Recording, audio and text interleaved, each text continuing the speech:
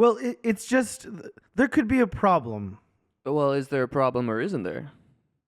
Look, Mr. Zimmerman, I'm sure he's great at this podcast thing. Podcast thing. Yeah, but if it were, for instance, cards or pinochle. Pinochle. Yes, for instance. Pinochle. Comparing podcasting to Pinochle. Hello, everybody, and welcome to another episode of Cinema Fourcast. My name is Alfredo, and with me, my co-host. I'm Connor.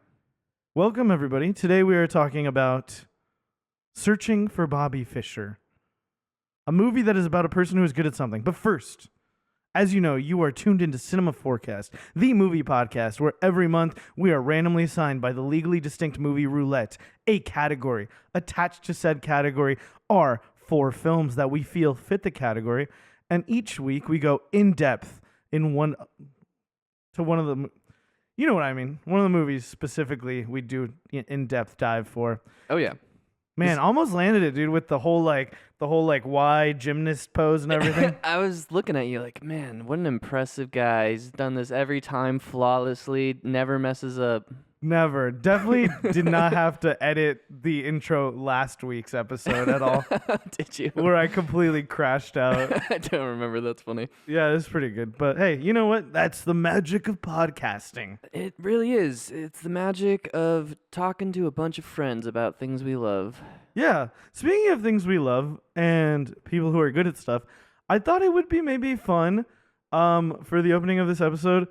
People don't know that much about us, and I thought, maybe we could each share like a little something that we're good at. I mean, not like a talent show, but like, what do you think the listeners wouldn't know about you, Connor, that you are good at? I could say something if. Sure, go ahead. Connor has one of the most beautiful singing voices I've ever heard in my life. Oh, shucks. No, it's for real. It's for real. Very sweet of you. Yeah. Alfredo is just one of the sexiest guys I've ever met. I used to be a sponsored yo-yo player. Yeah. So I like the people who are good at stuff movies really like draw me into that part of myself, like going in depth to like all like being in the midst of a hobby, like going to like a friggin' competition, being surrounded by everyone yo-yoing. It's funny because in those things, like, people always think whenever they see you doing it, they're like, yo, you're so good. You're like the best I've ever seen. And you tell them, I'm not even really that good. And they like never want to believe you. But then you are finally amongst the people who like understand, right? And it feels good, to like be on each other, same like sort of understanding level, Totally. Yeah. So I'm also a programmer. I got into game development. He's actually a programmer. And I definitely relate, whether it was with music or with programming, and a couple other things throughout my life. I definitely will like fixate on something until I'm just like I'll bang my head on against the wall over and over until I feel like I'm good at it. And it's because I'm so excited to be learning this new thing, and yeah, it's really interesting to watch these types of movies where these people are just so freaking talented, just immediate masters without almost any little effort, and it's very interesting to watch how people react to that around them. Yeah, I felt like this movie, we talked about it in the Hero's Journey month. We didn't really touch on it in Desert and Aquatic month, but I think this movie feels like it is the most people who are good at stuff movie that we're going to watch this month, because it is a commentary on the whole being good at one thing. Like, yeah. it is so much centered around that. Like, Perfume is the story of a murderer, like Yeah. there's a lot of other stuff. We even mentioned it last week. There's some other aspects to it which make it fun. Like, I'm not saying that it's bad to have a movie. No, you're just talking about in its purest, like, Yeah. what is this movie about? This is a movie about people, specifically a boy who is good at chess. For sure. Exactly. And as we always do at the beginning of episodes, talk about our first exposure to this film. This is my first time watching it. So again, like last week, this whole podcast episode is going to be us sort of delving into it. Which I love two back to back, and then as we mentioned last time, there's another movie at the end of the month I haven't seen. So before this, we've both seen every other movie at least once. So it's fun to jump into something fresh. I do remember, however, that when we first started formulating this idea back in like 2018-ish, I suggested this movie because I had been in a screenwriting class and my teacher had shown us a clip from it. I don't remember what clip specifically he showed us, but I remember like being really taken by I think the performances and like the whole sort of setup. It was very exciting. And like I don't even remember the context, like if we were talking about like how to write kids or like how to show versus tell, but okay, spoiler alert. This movie is, I would say, exquisitely well made. Yeah, it's really good. Very well acted, very well executed. There is a lot of quiet moments that, like you were saying, just like visual storytelling. The way they shoot chess is so fucking cool. Chess is a cool thing to film. It's like baseball. Baseball is like good for movies. Chess is also good for movies. Like they just like, but you get a little bit of both in this one. Yeah, a little bit of both. That's true. I mean, you can barely call what the Yankees fucking do baseball. Fuck those guys. Sorry, New York. No, that's okay. We love the Mets and the Knicks. You know, they just went on to the next round of the playoffs. Good for them. Yeah, I mean, fuck the Yankees. Anyway, when was the first time you saw this? Do you remember? No, this is one I grew up with. Watched it a bunch as a kid. So my dad was really into chess. He used to play a bunch. He had a roommate who was a expert, or I think his roommate's friend was an expert ranked chess player. And so he'd play him all the time. And I think he only beat him once, and it really pissed off the expert player. So he taught me chess growing up, and then I think this movie was just kind of part of that lore around chess and Bobby Fischer. Like, my dad grew up during, the Cold War, and Bobby Fischer was considered a hero in the country for being the first world chess champion. So there was definitely kind of a mystique. American world chess champion. Yes, I'm sorry. Yeah, American world chess champion, especially during the Soviet. All that conflict, all that tension. And what side were you on again? I was too young, so I. Can we just get in the weeds about your political beliefs as they relate to the Soviet Union and the U.S. during the Cold War? Yeah, should we do a whole little spin-off? Maybe do Bobby Fischer next week? Bad people do bad stuff. So definitely just remember having a lot of mystique and respect for Bobby Fischer and thinking it was really interesting as a kid. And then this movie really kind of also hyped up chess in my mind. So I've always loved chess. I've never been great at it. I'll play online sometimes and usually get my butt kicked, but I've always thought it was an amazing game, and this movie has always stood out to me. That being said, I have not seen it since I was a kid, and my main memories of it was just cool chess stuff, a lot of drama. That's really all I remember, besides a couple scenes here and there, specific moments that stood out to me. But for sure, I do want to say up top as well, there was some discussion about maybe doing something else. Yeah. I'm so fucking glad we didn't. I'm so glad we didn't. Well, so because I couldn't remember it very well, and I was like, it's not that popular of a movie. I don't remember how good it is. Should we just pick something that we're both more confident will be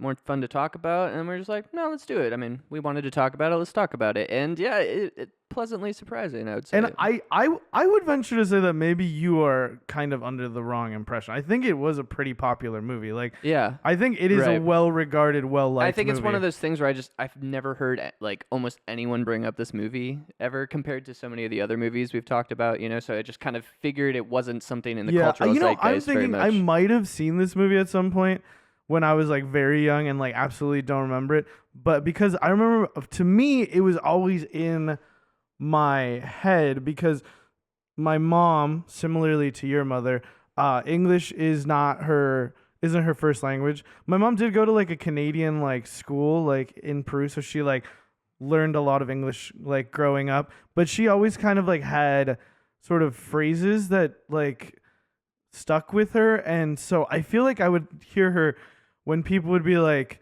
people say something like, and my mom's just kind of like this, kind of silly. Like people are like, oh, I'm waiting for, and she's like, oh, waiting for Godot. Like she just say these things, right? And like, oh, like I'm looking for this, I'm searching, and she'd be like, searching for Bobby Fischer. So like these like that like like I think that's why in my head I'm like, yeah, this is a movie that people think about. Like, interesting. Yeah. Well, you promise?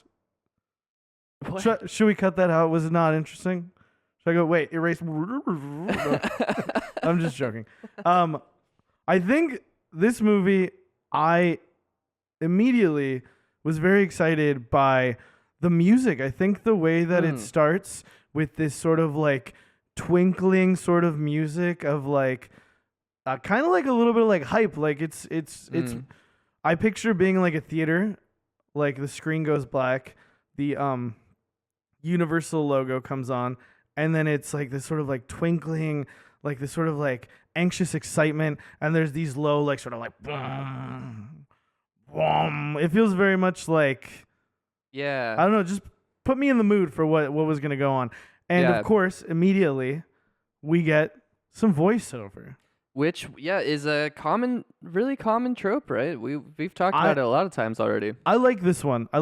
Because it is not like, Josh Waitskin is a kid from New York City. It's like the boy talking about Bobby Fischer. It's this parallel sort of storytelling, right? Like it's setting you up. Like this is who Bobby Fischer is. Like this is a good information to have throughout the film because he is sort of like this central messianic chess figure throughout. Right. And just want to point out the composer James Horner.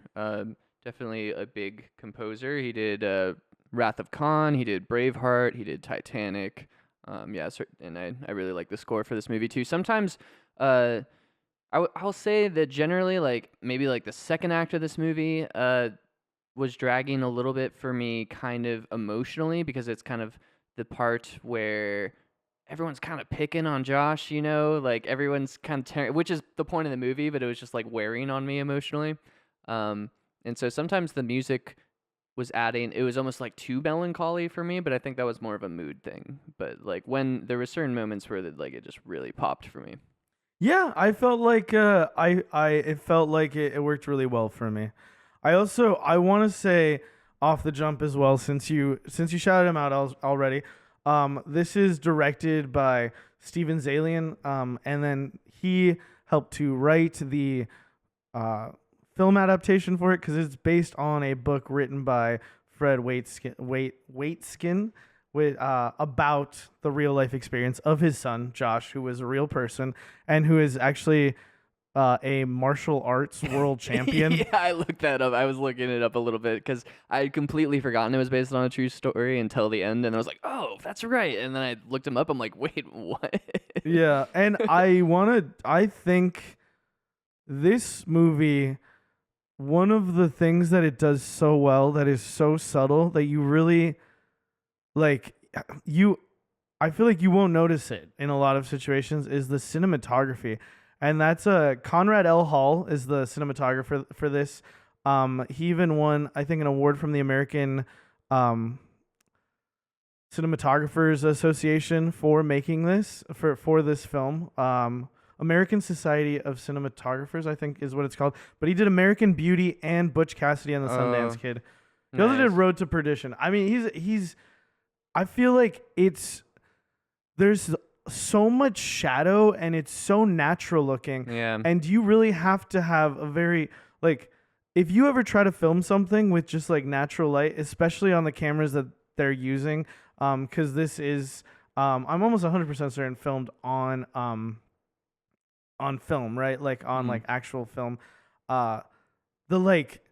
It just doesn't like look like that through the camera. Like you have to like be able to set up your lights and like frame your shots to get that, because there's some really beautiful fucking play of like shadow and of like light through windows. And even right at the very beginning, like this movie has a lot of sort of like muted darkness, and it's really cool. Like it looks really fucking good for the kind of movie it is. It's a very dreary movie in a lot of ways. There's a lot of like pouring rain. Like it feels very contemplative and heavy, and like you were saying, like all that shadow play definitely leans into that vibe. And hey, don't forget the extra character in this movie. New York City, baby. I did write down New York as a character because for sure there is a lot of that. Yeah, for sure. Absolutely. It always has to be, you know? Yeah, I mean, it just feels like, it has so much personality. You can tell that, like, the filmmakers, when they're writing about, like, the place they've been from, just, like, how important those little details are to them and stuff. And, like, getting pizza, walking by the park, and then, you see all the people playing chess, like, all of that feels very lived in, real-life experience stuff. Do you know what the word patzer means? No. It is a They use it a unskilled or bad chess player. Oh, okay. It's so specific. Yeah, Vinny is not a patzer. Absolutely not. Yeah. Absolutely not. Vinny's a boss. Yeah, Vinny. I kind of like the way it starts too, because it's like this hide and seek sort of thing, and it's awesome where it's like, where is he? Is like the line, right? And then like they're like all sort of hiding, and you're like, it's this thing of like, who is the like main character? And then Joe Mantegna like pops up like behind them, the guy who plays Fred, the dad. I love that too. That was fun and silly. And then like as they're running away, we kind of get like, this is like Josh, like the main character. Yeah. And also, again, with the like people who are good at stuff, we didn't even talk about our themes, but that's okay. Yeah, it's all right. I mean, that's all right. But one of the things I was going to say is we have a lot of these process shots, a lot of these close-ups that we were talking about last week. Yeah. And one of the cool things is, along with that, we have a lot of these low camera shots and like a lot of this sort of like foliage obscuring the camera, and which I think promotes a sense of curiosity, which gets me into the mind of a child. Like I felt like the cinematography is sort of leading that way. I would just like want to looking say, up at the world. In general, this first act especially, I think does such a good job of just showing like what it's like to be, like putting you in the view of a child, like putting you into this kind of I don't know, like the way they shoot his room, the whole set design for his room, like it feels full of wonder, I guess. Yeah, and it also like, I feel like you're watching and you're like, oh, it's like typical kids like room. And then when he cleans it, you're like, those were purposeful shots. Yeah. Those shots of the floor, those shots of him crawling on the, like they're purposeful. Yeah. They're trying to show this contrast between like Josh as like this like wonder-filled kid, and then like the sort of Josh that's been crushed by expectation and by the anxiety of losing, right? Yeah, totally. It's really good stuff for sure. Yeah, there's a lot of intention, but I think it's pulled off so casually that like again, I feel like I'm like, just the initial impression of this movie to me is like very well done, very beautiful, but like when you go into it with the mind of like the analysis, like there you see the intentionality in like those spots. Yeah, and so we should probably on that point mention just like, because I'm still kind of puzzling it together exactly how much of the like biographical Bobby Fischer stuff is metaphoric and how much is just kind of like, here is about this interesting person that is a big deal to Josh in the story. Because there's a lot of interesting discussion about him in that opening scene of him going to Iceland, how he's just kind of dissing on everything, how he thought the view in his room was too nice, and all sorts of strange... No bowling alley. Yeah, no bowling alleys in Iceland. He hated that. All these things like that, and then he wins, and then he just like disappears and all that. It's really interesting too, because if you go on like IMDb, the log line is a prepubescent chess prodigy is encouraged to harden himself in order to become a champion like the famous but unlikable Bobby Fischer. When you watch the movie, you're never told he's unlikable. So it's so interesting that that's put like right in there. Yeah, I mean, but like you can get I mean you're told, quote unquote, but you're not specifically told, right? Right. But I do think that those are supposed to parallel Josh's journey and kind of show like how, I think, set it up to be like, oh, he's gonna be the next Bobby Fischer, but at the same time, like, no, he's not, because he has a life and it's not all about chess. And even though he's a person who is good at stuff, like, first and foremost, his parents will prioritize him being a well-rounded like individual. Right. Like, it's better, like, what better to be good at than being a good person, right? Right. Yeah. Yeah, totally. I love that theme. I totally had forgotten those notes because that kind of stuff just doesn't. It's too like meaningful and adult for child me to really like remember all those deeper themes and stuff. But I really like that stuff in this, and I do think showing the more kind of neurotic sides of Bobby Fischer in the beginning and the fact that he did disappear is kind of like setting you up for this is the pressure of being the person who is the best at something. Yeah, Bobby Fischer, very Pogus type dude, like being really good and then fucking disappearing, like that all feels, and like being like kind of like curmudgeonly in a way, being like, no bowling alley, the view's too nice, yeah, fascinating dude. And I kind of love the idea of doing a character study contrasted against like this person of almost like folk hero level like renown in this thing, Yeah, definitely. I mean, he's no longer like the highest ranked chess player of all time, but he's still like for sure, he's just like kind of a folk hero. Also, dude, we haven't brought this up. A movie from your birth year. Yeah, 1993. And my sister's birth year. Shout out Camila. Yeah. But again, like we were saying, getting back into like the run of the film, those low angles and everything, and then him finding the night. Yes, so fucking sick. And then Morpheus offering another choice. Yes, baseball or chess. The way this is a shot that as soon as I saw it, I was like, boom, back in my childhood. I remember this because it's such a unique, cool shot where it's not showing his face or his head at all. It's all just no dialogue, him holding the baseball, pointing down at the night in Josh's hand, and like you can just tell he's offering a trade, and then it cuts away before you see what Josh decides. I love that scene. There was also a really cool shot where like, because we see like Josh sort of like watching like as he like the chess players, and like you see the reflection of the like chessboard in a guy's sunglasses. Yeah. Great fucking shot, dude. I think this is maybe of the movies we've covered up there for cinematography. It's really good for sure. Very different sort of like vibe, but like very well done. Totally. The one that really stood out to me here was just how awesome it looked with the rain pouring down while they're doing the blitz chess, hitting the timers, and it's just like coming down and their quick hands moving. Like they don't feel the rain. They are the game at that moment. And and you can see Josh just like so fascinated by it. It's just really cool. Yeah, speed chess is cool.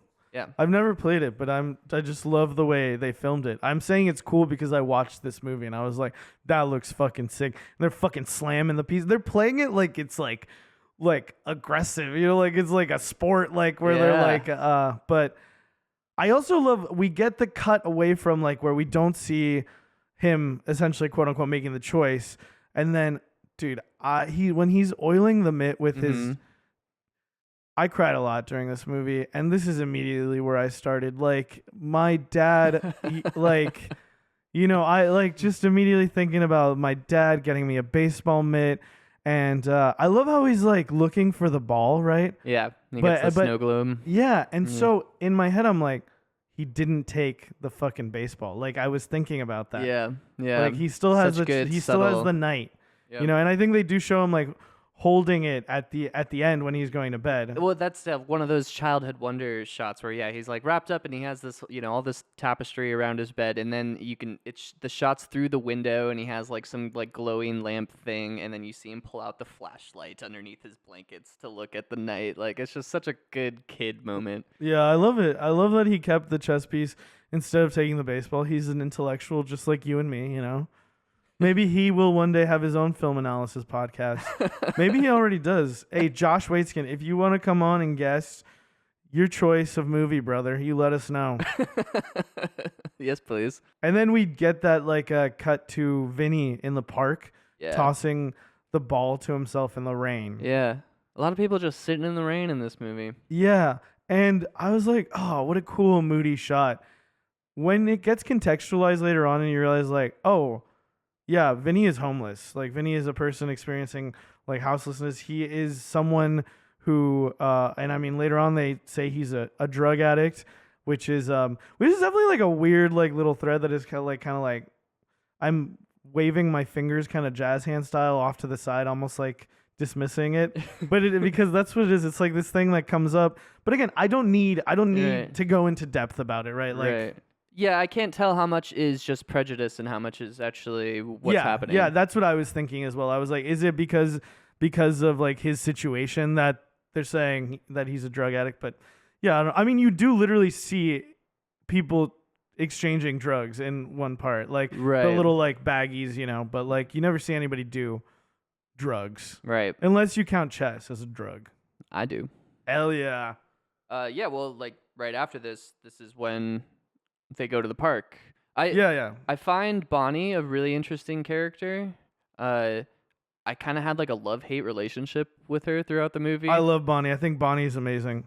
Well, I think she's a badass too, but she's also like really cold a lot of the time. Like, except to Josh. Like, she's so sweet to Josh, but I feel like there's very little warmth with her interaction with anyone else. And I'm like, there's a part where Bruce shows up at a game or something, or at Josh's baseball match, I think.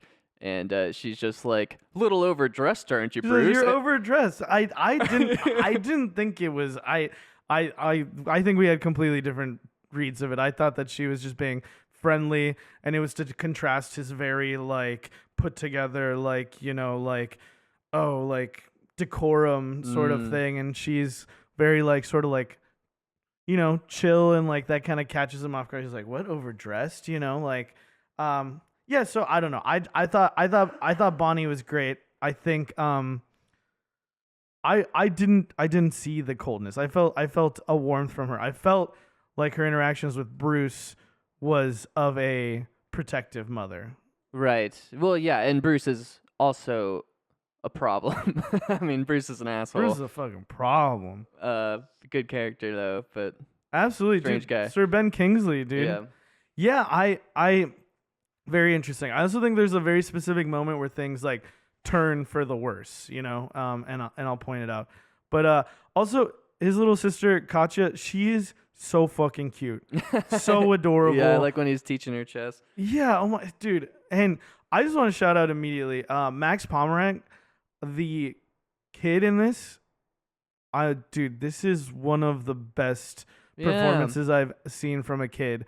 Like him, out of our sort of canon, I put him up there with like HW, like probably more so than HW. Like he has a lot. Yeah, he has a lot do. more screen time. He has a lot to do. Yeah, and he does so much of it just like it's like don't do too much. Like, and his face. Like, so much is communicated through just, like, his expressions. Well, he's definitely the main character versus HW, right? So, yeah, I don't think, absolutely. we haven't had any other, like, main character child actors, I don't think yet. I don't think so. I don't believe and so. And he's great in this.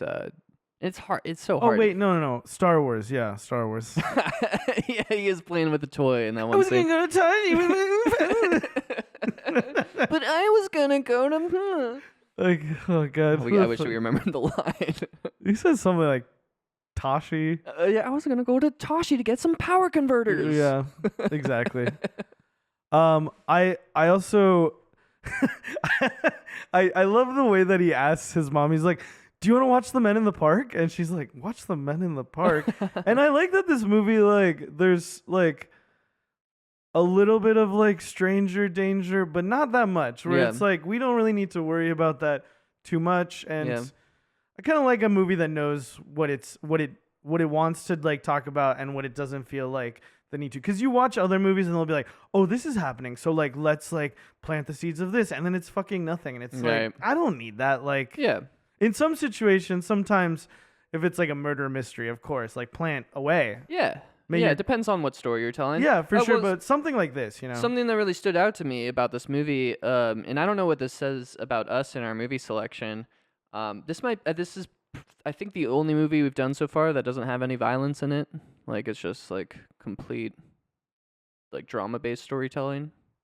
Like, even something like Finding Nemo, like, has moments of, like, threatened violence in it, right? Yeah. Well, those are, like, we've done a lot of adventure movies. Yeah, for and sure. Adventure movies will even just have, like, that sort of, like, risk, right? Of, like, but, yeah, you're right. This is, I think maybe that's why I was so excited to watch it. It's just, like, a straight-ahead fucking, like, drama. the fact that we've taken out these sort of, what do you call them? It just feels like so much more of a pure examination of like the human, like of humanity, Yeah. society. I may be being too broad, but it just feels like There's a lot of really valuable lessons. it's just so in much here. so grounded. Like Yeah, this is really the most grounded movie we've seen. probably. Yeah, I mean, it's based on a true story and like feels like that. Yeah. Yeah, for sure. I mean, it's Absolutely. heightened and that's what they say when you look up how like close the movie is to what actually happened. It's like, it's heightened. Instead of sacrificing his queen and then getting to a 12-move checkmate at the end, he was famous at the age of 10 for getting for sacrificing his queen for a 6-move checkmate. So it's like, basically the same thing. Things moved around. Yeah, for sure, absolutely. I guess what I'm just trying to say is that this is something that really gets at the human condition in like a really beautiful way. Yeah. And I think like violence is a shorthand in a way to talking about some of those things. Like it is very effective, like the brutality of existence, but this is more nuanced. Right. Yeah, I said so much because what I wanted to say originally was like, now this is film, brother. But all the other movies we've seen are also film, but there's something about it that brought me so much joy to do like straight ahead, sort of like very grounded drama. Yeah, it was refreshing. It was a nice change of pace, I'd say. Yeah, I don't think I quite put it at the heights that I'm getting the vibe you were putting it at. Like, No, I fucking love this movie. I think it's so good. I really liked it. I didn't love it. I wasn't blown away by it, but it was like gripping. It was much more gripping than I thought it would be. Movies about killing people be dying in very gruesome ways. Connor's like, this is the deepest shit I've ever seen. Movies where people hang out with their dads are the movies where I'm like, this is the most beautiful thing I've ever seen. Yeah, there's certain things that I guess parts of it just felt like I've seen these tropes done many times before, and not that that's bad. I thought it was explored in really interesting ways. I thought the performances were really good. It just didn't it wasn't anything super new for me, but it was really well done.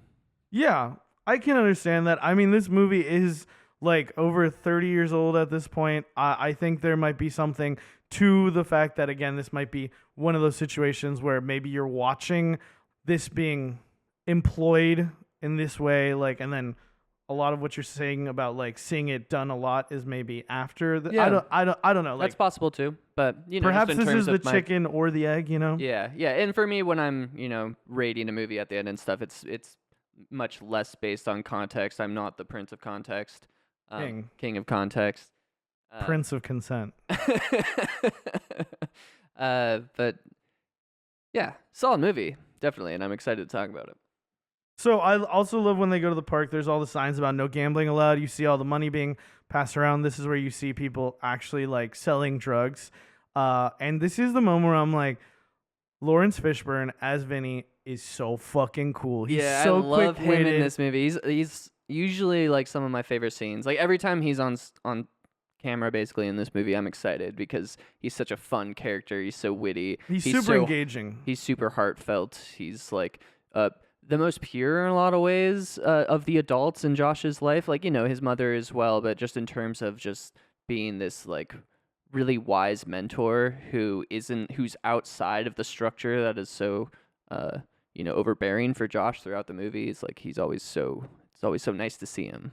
I love all the dudes like whispering to each other too. That's Cameron Shirazi, the Grand Master, and he's like, "Oh, okay, yeah, okay." And I love the way he talks shit like the whole time. You can just tell that's like part of his running away. It's totally part of his like strategy that he employs. Yes, there's a lot of psychological warfare in this movie, and I appreciate that.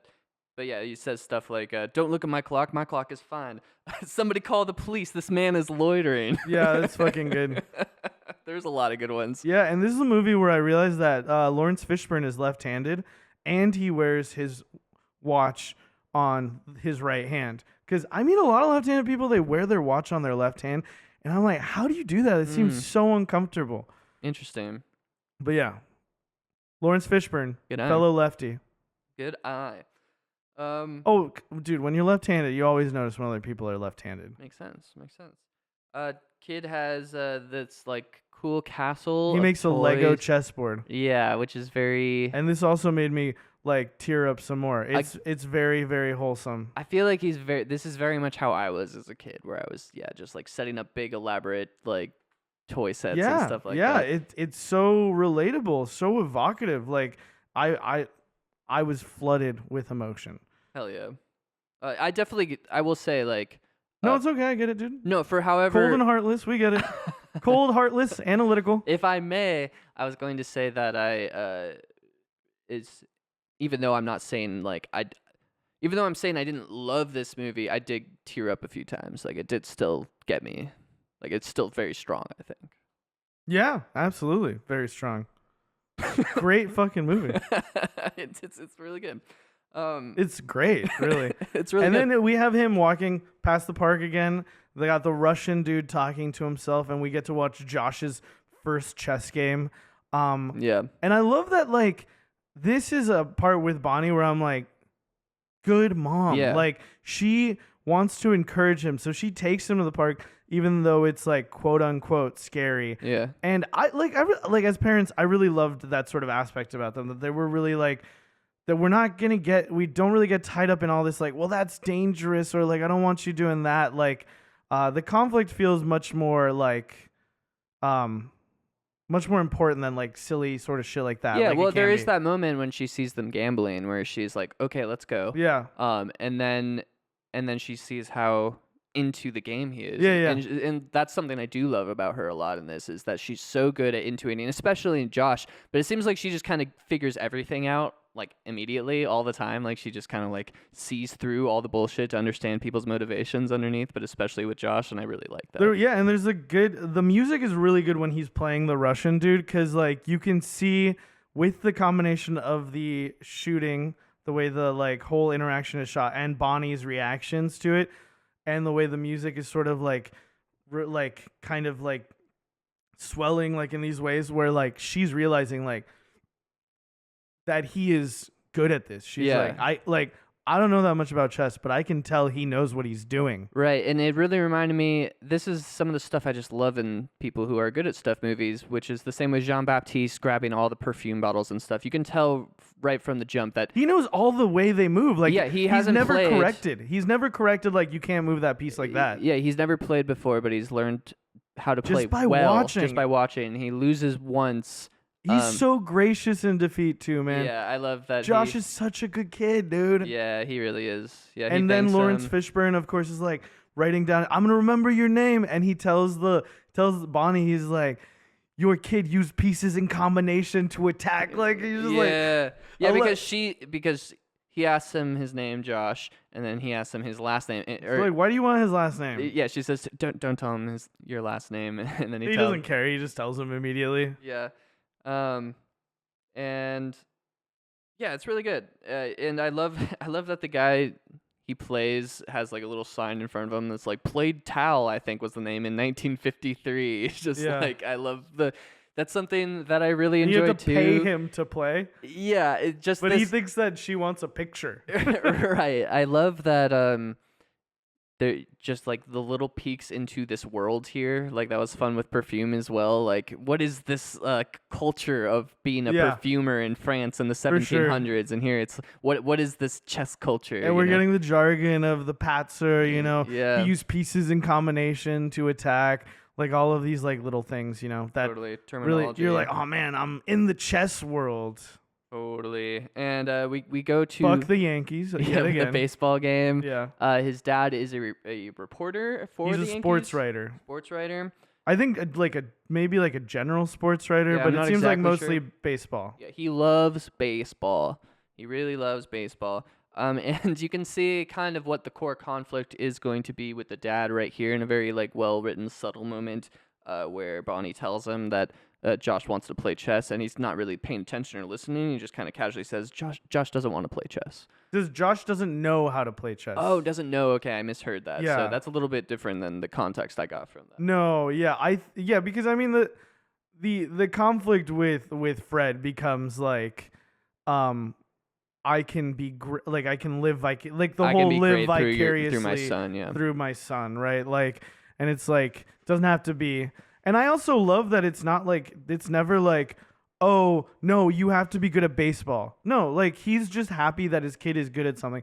Because a lesser script would be like devote time to like, well, are you gonna give a baseball? You know, it's like either baseball or chess, and it's like no, like the false dichotomy is like that's actually where I thought it was going, because I remembered there was drama between the son and father, and so I was also like, oh, okay, no, that wasn't quite the trajectory. Yeah, I think that that elevates it so much for me, like that the central conflict is something that feels much more like human, you know, like not so contrived in a way.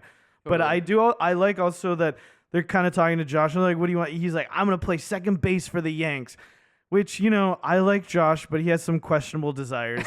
And I love how he fucking immediately they cut to a shot of the second baseman missing a catch. And the guy goes, we could use a second baseman. That's really good. And then a lot of good chuckles throughout the movie. Yeah, it's a really funny movie. Sometimes I wasn't sure if I was laughing with the movie or at the movie, but it was always I did laugh a lot and I enjoyed it. I think I would say the majority for sure is laughing with the movie. Yeah, well, there's a few things, we'll get to it, but in a good way. Like I wasn't like, oh, that's in here. I'm like, oh, that's really funny. Yeah, but so I was maybe like 80% of it is like it's intentional like this comedy. This is just a funny line in the script versus the way they're showing this scene right now is really funny to me. Anyway, we'll get to those. Yeah, this is interesting. So his dad gets him a chess set, and he doesn't want to play chess with him. He wants to go get brochures at a dealership. Yeah, I do want to point out before this, I like how there is the whole background and blocking of this scene is kind of enforcing this idea of like, these are parents who aren't super strict. They kind of like encourage exploration and play in their children, just the way that like Bonnie is dealing with Katya, where she's like trying to like eat something and it's getting kind of messy, and she's like, no, don't do that, right? Like she's super chill, like, which I think this is very like, this is like these are cool parents, like, you know, it's not like this whole like, don't do that, you should be like that. Yeah, I don't know, I like that, like I think that's it's reinforcing. It's not just like, oh, some detail that these are chill parents, but it's like this is building a sort of like a personality for who they are and sort of like their parenting style.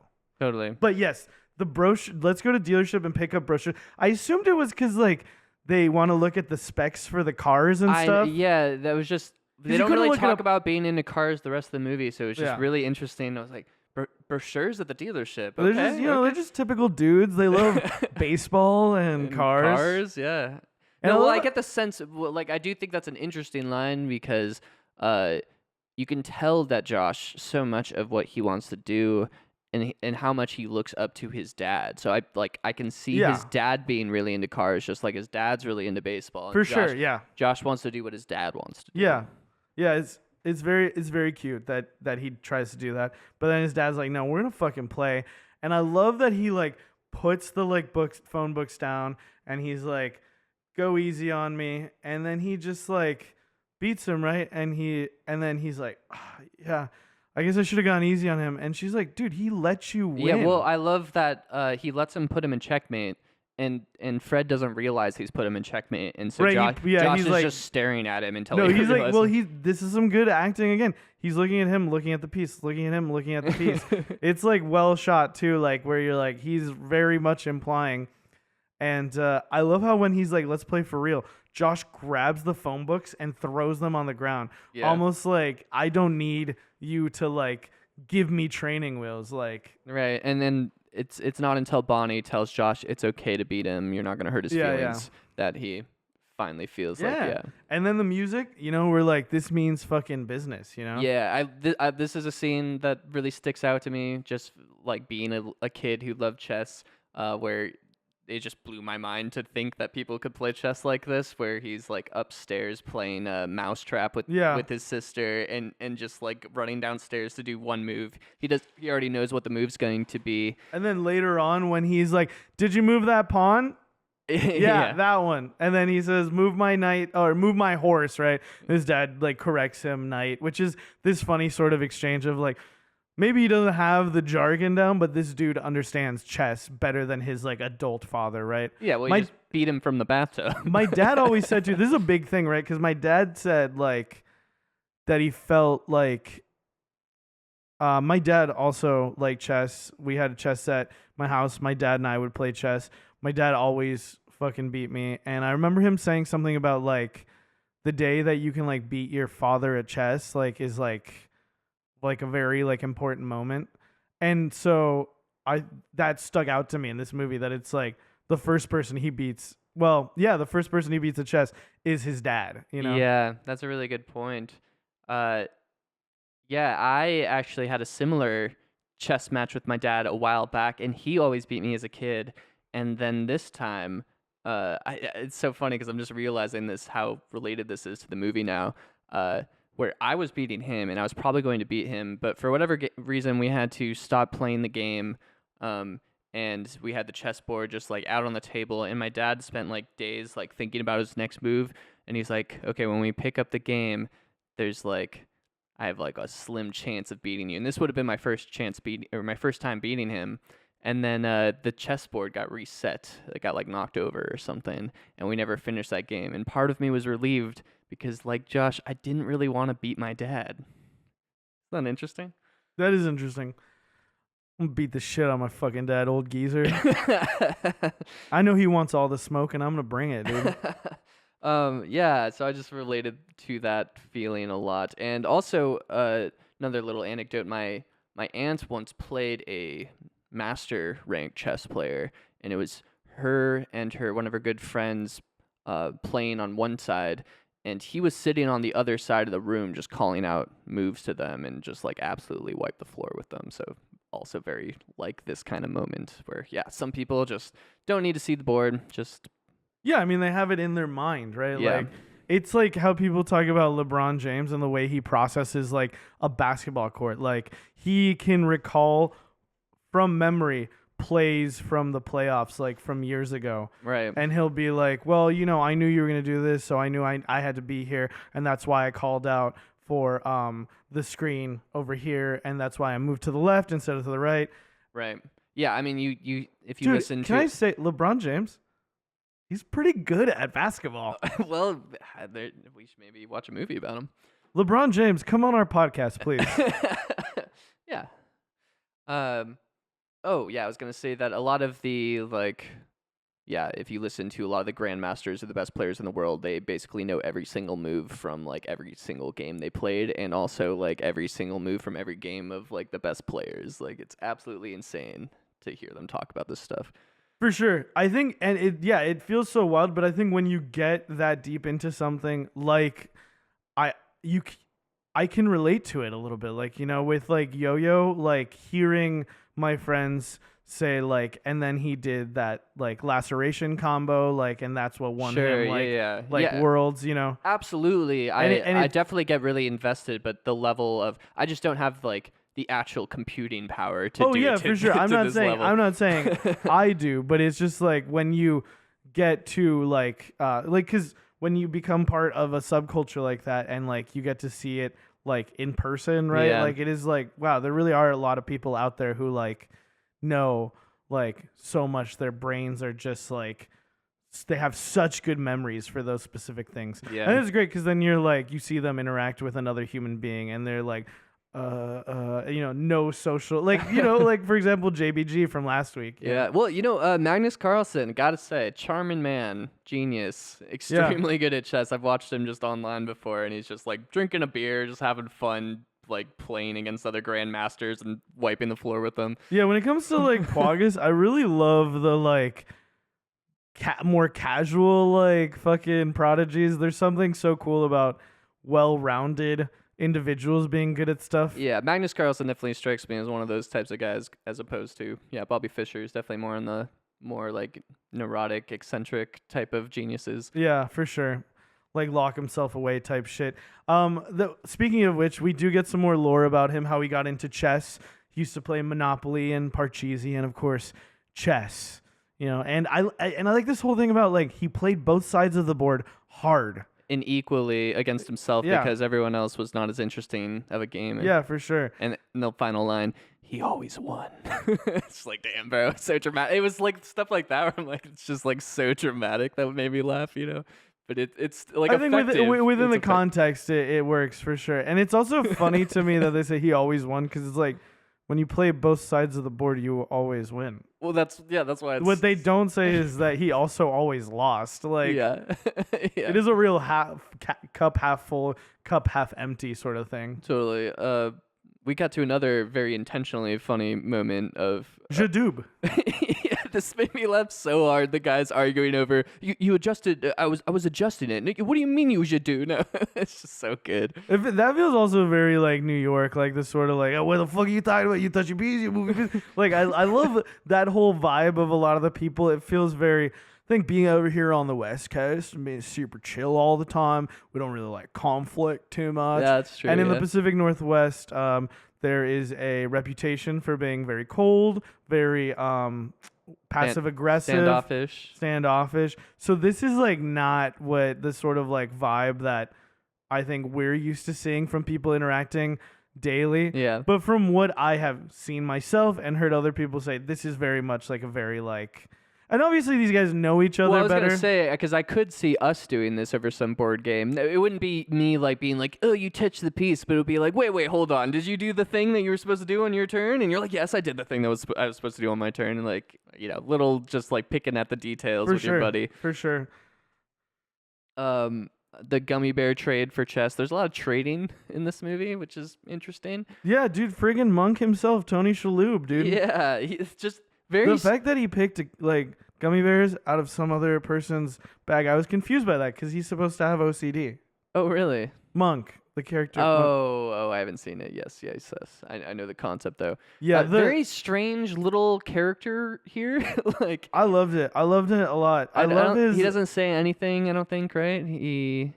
I think he just asked for a gummy bear. This is so good. The way that he puts up his fingers for 2, asking if he can take a second one. Yeah. And it is very like sort of I mean like he doesn't really say much. I think he does ask for the initial one. I think that might be No, his he only does. line. He asks for the first one. He says, "Can I have one?"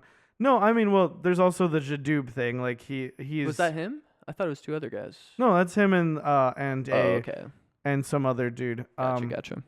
But yeah, and then they play, and like the whole like rhythm of the pieces throughout is so well done, so fun. Like the way that it ratchets up the tension, and during this is being into like this whole scene is also Bruce Pandolfini played by Sir Ben Kingsley. Yeah. Joe Mantegna, Fred, has come in and is like, hey, will you teach my kid? I'm looking for Bruce Pandolfini. First, he thinks he's looking for Bobby Fischer. Right, he's like, I don't know where he is. Yeah. But I also love, he's like, I don't teach anymore. And then he's walking around emptying all the ashtrays, which is such good blocking for this because it really kind of shows that he's in a bit of like a Zizou space, right? Yeah. Where he is like... He used to be great. He used to be more revered. He doesn't play anymore. Yeah. That's wild.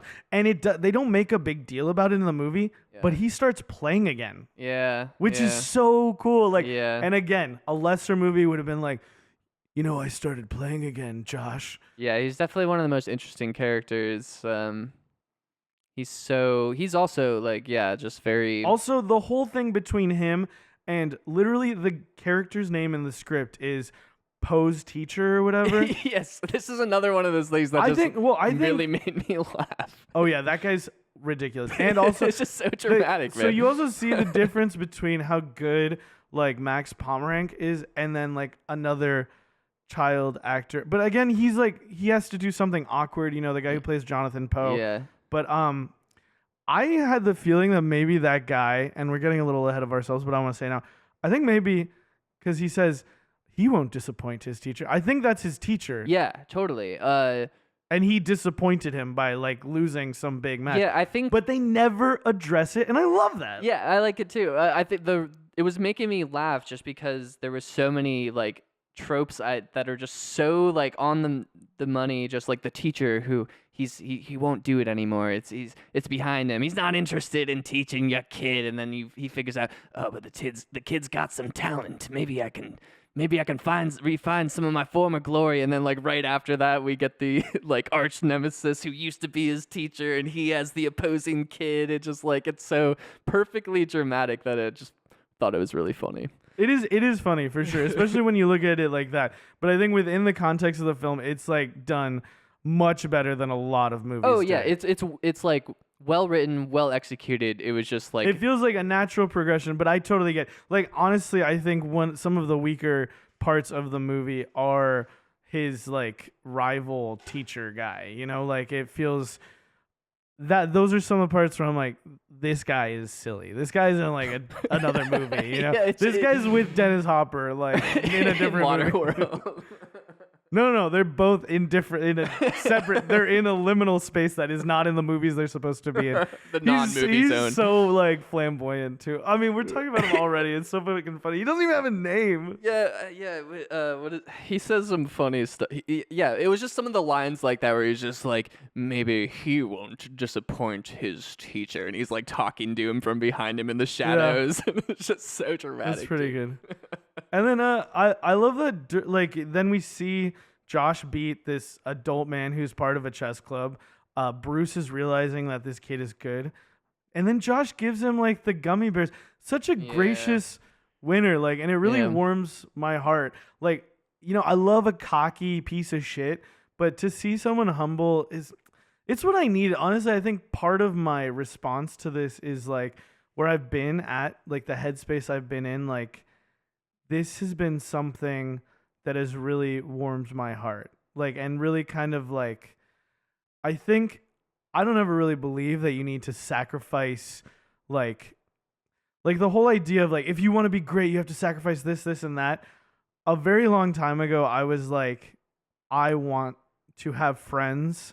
I want to have a life, and I don't care. Like, I will pursue these things, but I don't necessarily want to like make the sacrifices to be great. Yeah. And I mean that definitely happened with me in school. Like I definitely saw a path for myself where I could have like been like super on top of myself during high school, been much more disciplined, but I wanted to have fun. I wanted to experience what that was like. And it's nice to and I think it's kind of crept back into me, like this thing of like sacrifice, you know, working on music projects, doing the podcast with you. I'm like, you know, you gotta just like sometimes you gotta like sacrifice a couple hours of sleep to watch the movie and then record.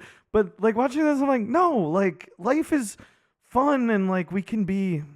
Yeah, there's a balance. There's a balance. Yeah, and I like to the force. That's one of the things I really like with movies like this that are talking about the pursuit of greatness, is sacrifice and what that means and what it's worth, and because I don't think there is really right or wrong answer here. It's perspective, right? Like it's about knowing yourself and what you want. Yeah, exactly, right? Yeah. It's not about whether or not it's right or wrong to sacrifice everything to pursue it. It's whether is that what will fulfill you. Absolutely. That's so true. Yeah, fulfillment, right? Which is, I think, a Pwagas kind of theme as well. Like sacrifice versus fulfillment and sort of like gauging where you want to land there, right? Totally. We go back to him playing at the park with Vinny, right? Yeah, I love that Fischer. Vinny. I'm on the run. Yeah, him just really taking him under his wing, man. I really love his character in this. I love all his attacking, Josh. Even in defense, keep attacking. Yeah, it's really good stuff. You have people, whispering from behind, far away. He's another Fischer and stuff like that. He's the young Fischer. He's the new Fischer. Yeah, which will come up again, of course. Yeah, and then. Next thing I have is when he's in bed getting tucked in by Bonnie, and he has that really sweet moment asking about Vinny and if he's homeless. Does Vinny sleep in the park? Yeah. And before this is when he's like playing chess with his sister, and you know, it's just very cute, wholesome. Like his sister isn't really like a huge part of the movie, but like is there and kind of like helps it feel a lot more natural, right? Totally. Yeah. Yeah. Interesting. Yeah, I didn't really think about like what purpose she serves in the film, but I guess I think she shows how that there is the way that she's interacted with by Bonnie, right. The way that she's interacted with by Josh and like Fred, like show things about their character. Yeah, totally. And also for a person like me who, when I was that age, my little sister meant the fucking world to me, dude. Like, and so like, see, because and talking to people with like older siblings is so common. Like, oh, they were so mean to me. They were like beat the shit out of me. They'd lock me in closets and shit. Oh yeah. And that's so fucking sad to me because my sister was my best friend. Like, I mean, there were even, you remember when we started hanging out and shit. My sister was there so much because like, now of course we have our own like pursuits, and we're like busy all the time. And she's a teacher. I'm a bartender on weekends, so we don't get to see each other as much. But like, I just really loved a wholesome relationship like that between like siblings. And It's like, again, a tiny part of the movie, but I'm a fucking sucker, dude. I'm the youngest sibling, and I was definitely on the side of my older siblings being bullies. But I did, I still try to hang out with them all the time, and I looked up to them a lot. And, yeah, for sure, we're tight and love each other now. But yeah, I was definitely the annoying kid who always wanted to hang out with the older siblings, and they were annoyed. Yeah, well, these things happen. I mean, my sister and I fought horribly as well throughout the years, but overall we were very tight. We moved a lot when I was a kid, so I felt like that really brought us together because it's so much easier than meeting new kids to just be like, all right, time to play Mighty Ducks. Yeah, how many years apart Barbie. are you guys too? Because that makes a difference too. I think a lot of the time we are 2 years and 11 months apart. Well, like 2 years, 10 months, and like 9 days apart. Yeah, I'm 4 years and 6 years apart from my siblings, so I think that age gap can make a big difference. And like, if you're closer age group, it makes more sense to hang out. But when you're 6 years older and your little brother wants to hang out with you and your friends and stuff, and you guys want to like talk about tits or whatever teenage boys do, you know what I mean? Yeah, for sure. But yeah, I feel like this scene is almost like, Josh has a good heart. Josh has a good heart. He like worries about people. He thinks about them. Like, he offers his bunk bed to me, which is really sweet. And I love how she says you have a good heart, and that's the most important thing in the world, which is kind of what I said, right? Where it's like, do you want to sacrifice a good heart to be great? No, I'd rather have a good heart, honestly. Totally. And that's what a lot of this movie's about, for sure. Next, the dad shows up at the tournament to meet Bruce, who wants to show him. This is an interesting. Bruce is such a weird guy. Like, he's like, I'm going to show you something, but I'm going to be very elusive and secretive about what I want you to get from it until after we talk. It's also like a movie, I know, but just like and the way there's the it's visual set up. storytelling aspect of it. But yeah, it totally is. It's like, and the whole thing with Fred where he's like, you want me to think, you want me to say no, but you actually want me to say yes. And he's like, you have no idea what I want you to think. It's like, just say it, man. Yeah, but I mean, like, I get it, like, he's trying to show him this whole sacrifice thing, right? Like, you have to sacrifice things, and it is not a very fulfilling life in anything outside of chess, really. Like, we see Asa Hoffman, guy's obviously off his rocker. Was that the one who plays in 200 tournaments a year? Yeah. I makes love like this guy. $2,000. He calls him over and he's like asking him a question. He's like, how many games do you play? And he's like, maybe I can win a pawn. He's like not even listening. Yeah, no, he's just too busy totally thinking in about the the game. Yeah, it's really good. Just again, like the view into this subculture, like just like I almost wanted like fancy like cut-ins, just like with a title overslap on them of each of these like ex hardcore players. It's like, and then the guy in the corner. That would be I feel like I can picture like a Guy Ritchie or Wes Anderson take, like either one. Yeah, or like, Tarantino. Yeah, exactly. Like you hear a shotgun go off while the title comes up for no reason. Guitar, bang. Yeah, totally.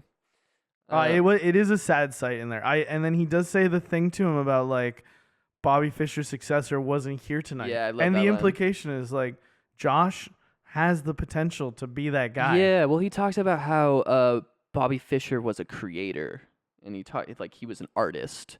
Yeah, he says that was one of the things his I was thinking successor about wasn't doing here for tonight. For the cold open too, was the whole like chess isn't this, chess isn't that, chess is art. Yeah, exactly. Yeah. His successor wasn't here tonight. Your son creates like Fischer, which I like that way of putting it. Your son creates like him, like because it just shows his reverence for this art form, right? Yeah, I think it's almost like I think also with chess, a lot of people read a lot of moves, a lot of like opening moves and like analysis of these different like sequences. And I think the implication is almost like Fischer is able to use this, but go beyond that and like think outside the box, right? Like, Yeah, totally.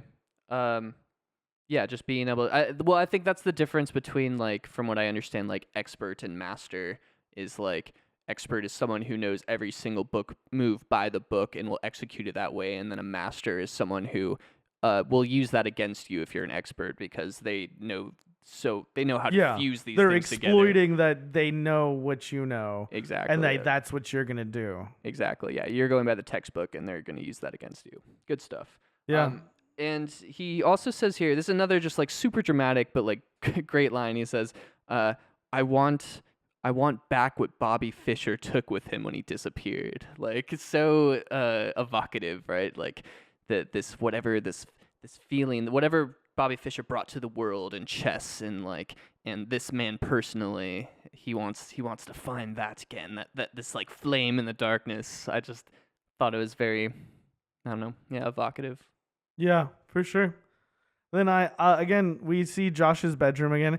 It's kind of, an acceptable level of messiness for like a child. And he's like digging under his bed and that's when Bruce comes in. And I love that because I was like, oh yeah, I remember those toys. What are those things called? And he immediately goes, I love water basketball. This whole interaction here. I love water basketball. They're playing Clue. He also has an Irish accent in this movie. Yeah. For no reason. Yeah. But I like it. I mean, I guess the real guy was probably Irish, I'm right? guessing, yeah. I love water basketball. He's so cold, this whole movie, except when he's not. But he's like, I find him... That's why the payoff for when they hug at the end is so huge. Dude. That was probably the most emotional moment for me, actually, surprisingly. I didn't really see that coming, but it just like hit me. Yeah, when they're playing Clue together, and I like the way that you don't know what's happening. Like you're like, oh, you're not sure what they're playing, and then it's like, okay, I'm ready. And then you like it, and they are playing Clue. It's fucking funny. Yeah, and just the fact that when it's over, like Bruce doesn't think that he needs to explain his methods at all. Well, yeah, he says, "Were you guys talking about chess up there?" He goes, "It didn't come up." And he's like, "Pac-Man and pizza next week. See ya, brother." Oh yeah, and thanks for the money. They really like show him pulling out the money. And then they say later on he's paying him $60 like a lesson, which dude, 93? Yeah, 93. Yeah, I almost said 63. 63. So my dad was born. But I also like, again, a different movie is like, this guy's a charlatan, but it's like, no, I'm really teaching him something. And there would be like 20 minutes of the Pac-Man and pizza and like, when are you going to teach my kid some chess? But literally the next scene is like, mate is four moves in front of you. Yeah, great scene. This is an important scene later. I don't know how I feel about the way he tosses the pieces off the table. Like, it's something about it just felt like way too aggressive. It felt very, very Bruce. Bruce is like, I want to show you the harshness of the world. It's a cold world. Yeah.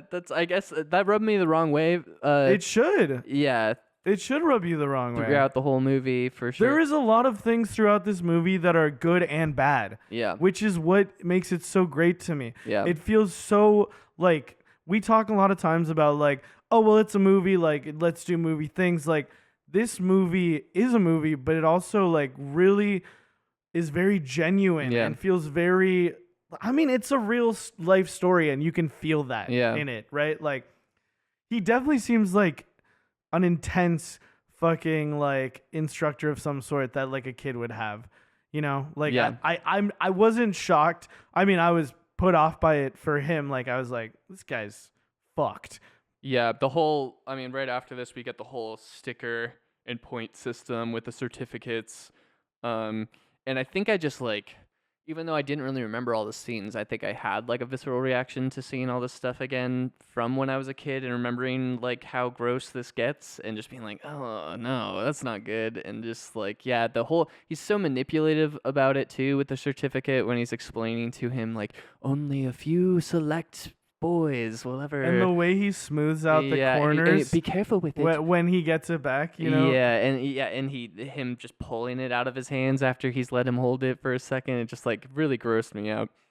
Yeah, I will say, even though it was very intense and like I like in front of a kid just like tossing the pieces aside, as a guy who appreciates and perhaps has a flair for the dramatic, I was like, sick. No, and I love when it ties back around again. Yeah, for sure. It's very like because it's such a violent like moment, like the closest we get to violence in a movie like this, right? I think it does kind of like strike you, and then you're like, the greatest violence is the fact that Vinny is experiencing houselessness. It is the violence of a system that like that oppresses people systemically. But yes, I agree with you. The greatest physical violence is, but like, I also like. Again, I keep doing these like another movie would be like, you know, you could see that being like a bigger deal in another movie where it's like, oh, like I'm scared of Bruce. I don't know. Well, it is to an extent because I mean, he is scared of Bruce for sure. Yeah, and they also, this is kind of the showing you this pattern with him where Bruce kind of steps over the line, right? Yeah. And eventually his mom sees this, and it is a absolutely big deal, right? that. No, for sure, that's so true. But it's this whole dichotomy of like not everything is only good or bad because he starts to like get it, like and he like looks at the board. It was this moment of wiping everything off the board that he uses at the end to be able to for sure to win the game. So. And we see already how it's like registering in him that he's like, because he's like, I can't do it without the pieces, and he's like, yeah, you can, dude. And then he like, and he does, you know. Yeah. Very cool. Totally. Knight to C8. Good stuff. Yeah. We get some baseball. Oh, yeah. This is when Bruce shows up overdressed. Yeah. I like that.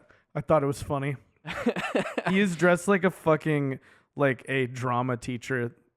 That's his, like, aesthetic, is like high school drama teacher. Yeah, totally. He's all business for sure. No, business with an artiste flair, you know? Yeah. Misunderstood. Tortured artist, perhaps. And, like, you know, again, like, the baseball is just sort of like, this is something else that Josh does. It's not like, oh, I was so busy thinking about, like, the chess pieces and the board, like, that, like, I fucked it up. No, man, he rips that shit, dude. Hell yeah. He rips that shit and they win the game. Hell yeah. Yeah, and we get the conversation after that of Bruce not wanting Josh to play in the park anymore, and then Fred immediately being like, "All right, fine," and the mom being like, "No, fuck no, yeah." Yeah, and I love that, and Bruce is just like, "It just makes my job harder," and she's then like, your job's harder, which I kind of fucking love. Yeah, me too. Like I love that. Like no, I wish I could say that to people sometimes. When I'm working with them or doing some sort of project, and like, but you know, and like, well, this is my love-hate relationship with her. Where it's like, you could say this nicer, but also that's a very badass mom move. That's a part where this is a movie, you know, where you're like, this is. Well, sure, but no. I'm not disagreeing with you. I agree with you because it is this sort of like very naturalistic feeling film. So when you get those badass movie lines, it's like, whoa. Right. Yeah, I just find her being kind of abrasive throughout this. But like I think all of the abrasiveness really targeted at a dude who is super abrasive, you know? Well, even the way she talks to Fred a lot of the time, but Fred is also kind of like flippant and cold. So it's like they're both kind of flawed people, but like Fred was more clear with his flaws, and the mom I found more interesting with her flaws because I wasn't like sure. It was harder. She was harder to read because she's kind of more. She keeps things close to her chest. She's just not super emotive, but she's very analytical and very aware of her surroundings and situation. Yeah, I think there's some things in this movie too where they're kind of like set in a way where, and it is a little unfortunate that we don't get more about Bonnie and like her personality and maybe her sort of conflicts and arcs. That would have been really interesting to see. I think she does end up being kind of this character where it's like, use some shorthand, viewers project your mother or some sort of motherly figure onto this to fill in some of the blanks, right? Sure. Which again, I feel like it would be really cool to like maybe get more of her as a sort of more nuanced character instead of just like mother, right? Yeah. But she's at least, I would say she's like, a step more nuanced than just like typical. Oh, then a mother lot of for people. sure. Yeah, she's got attitude. She's like, she's a cool 90s mom. Yeah. And very aware, very well, like I would she like feels very much like Josh. She feels like it feels like Josh takes after her a lot. This sort of like quiet, contemplative, understanding. Soft-spoken, totally. Yeah. I wouldn't even say she's soft spoken, just like very much chooses her moments. Yeah. Yeah, you're right. Yeah. I do think it is like it's very interesting, the whole like 2, 4, 6, 8, who do we appreciate? And they shout out the other team, very little league.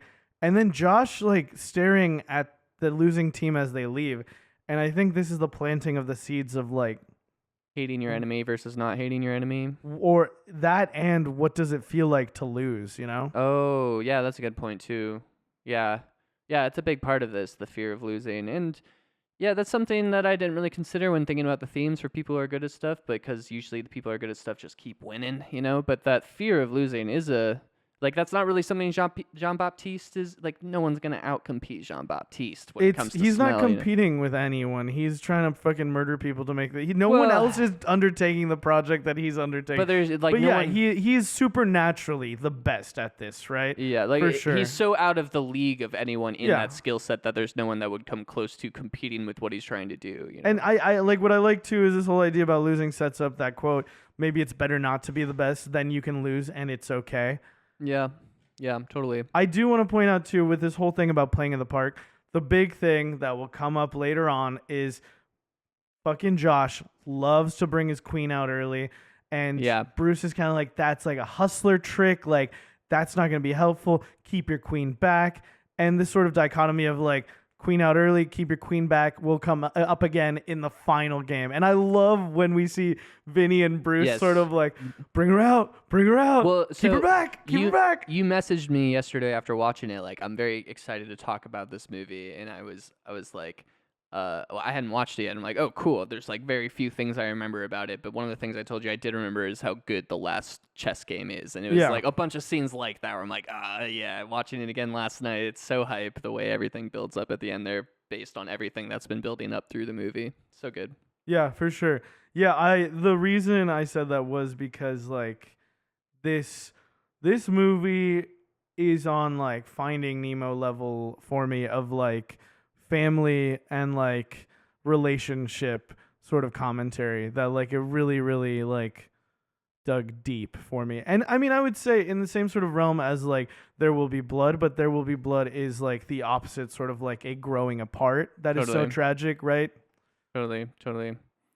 And a little bit of Steve Zissou too, with like the whole like son thing, and yeah, dude, I mean, the dad stuff gets me, man. The dad stuff gets me. And again, I think it's funny that I'm always like, the dad stuff gets me, because I feel like you would think like, oh, his dad's dead. He has a bad relationship with his dad. No, me and my dad get along great. I called my dad after I watched this movie. I called him and I said, hey, Dad, what's up? How you doing? He's like, not much. How you doing? I was like, I just finished watching Bobby Fischer. And he's like, yeah, fucking awesome movie, right? And I was like, yeah, it's so good. And I said, yeah, and I watched it, and it made me want to call you and talk to you, and then just chatted for a little bit. I literally saw him Friday afternoon, but and then I called it. I watched it yesterday, which was Saturday, behind the curtain. And yeah, I don't know, man. I don't know. Hell yeah. I mean, no, it hit me a couple times too. Yeah, the father-son stuff is really good. I think Fred is a really good character as well. Complicated guy, but like also very transparent. Fred feels like sort of like the second lead for sure. Like he is almost like a co-tagonist. Right. Oh my God, dude, what a good term. Co-tagonist. Well, in that way, it really is a Finding Nemo movie, but it's almost like it's reversed, yeah, right? Where you're focusing on the kid. Yeah, instead of the dad. Yeah, that's a good point. The next scene, we find out that Bruce isn't going to come to the tournament. He also doesn't want Josh to play in the tournament. Oh, does he say that? I missed that. Yeah, he's trying to convince Fred. He's like, don't. Like, he's not, like... I think he's saying he's not ready for, like, I remember that how later. Crushing the defeat is going to be. But I'm almost certain that he's, like, try and convince him not to, and he's like, no, he's gonna go. Are you gonna be there? And he's like, I'm not gonna go. I thought that was the scene for the final tournament. No, he legitimately tells him that he doesn't want to play in tournaments. Okay. He also says like tournaments aren't really good for like learning what he's trying to teach him, like the art of chess. Right. Interesting. But yeah, absolutely, he definitely tells him that he doesn't want Josh to go to the tournament. Gotcha. Yeah, and I love just Bonnie, so protective here. Just like can already tell where this is going. Is so mad that Bruce is letting her son down. I do love that about her. He's not gonna make it. Yeah. Yeah. Good stuff. The next thing I have is them going by the pool.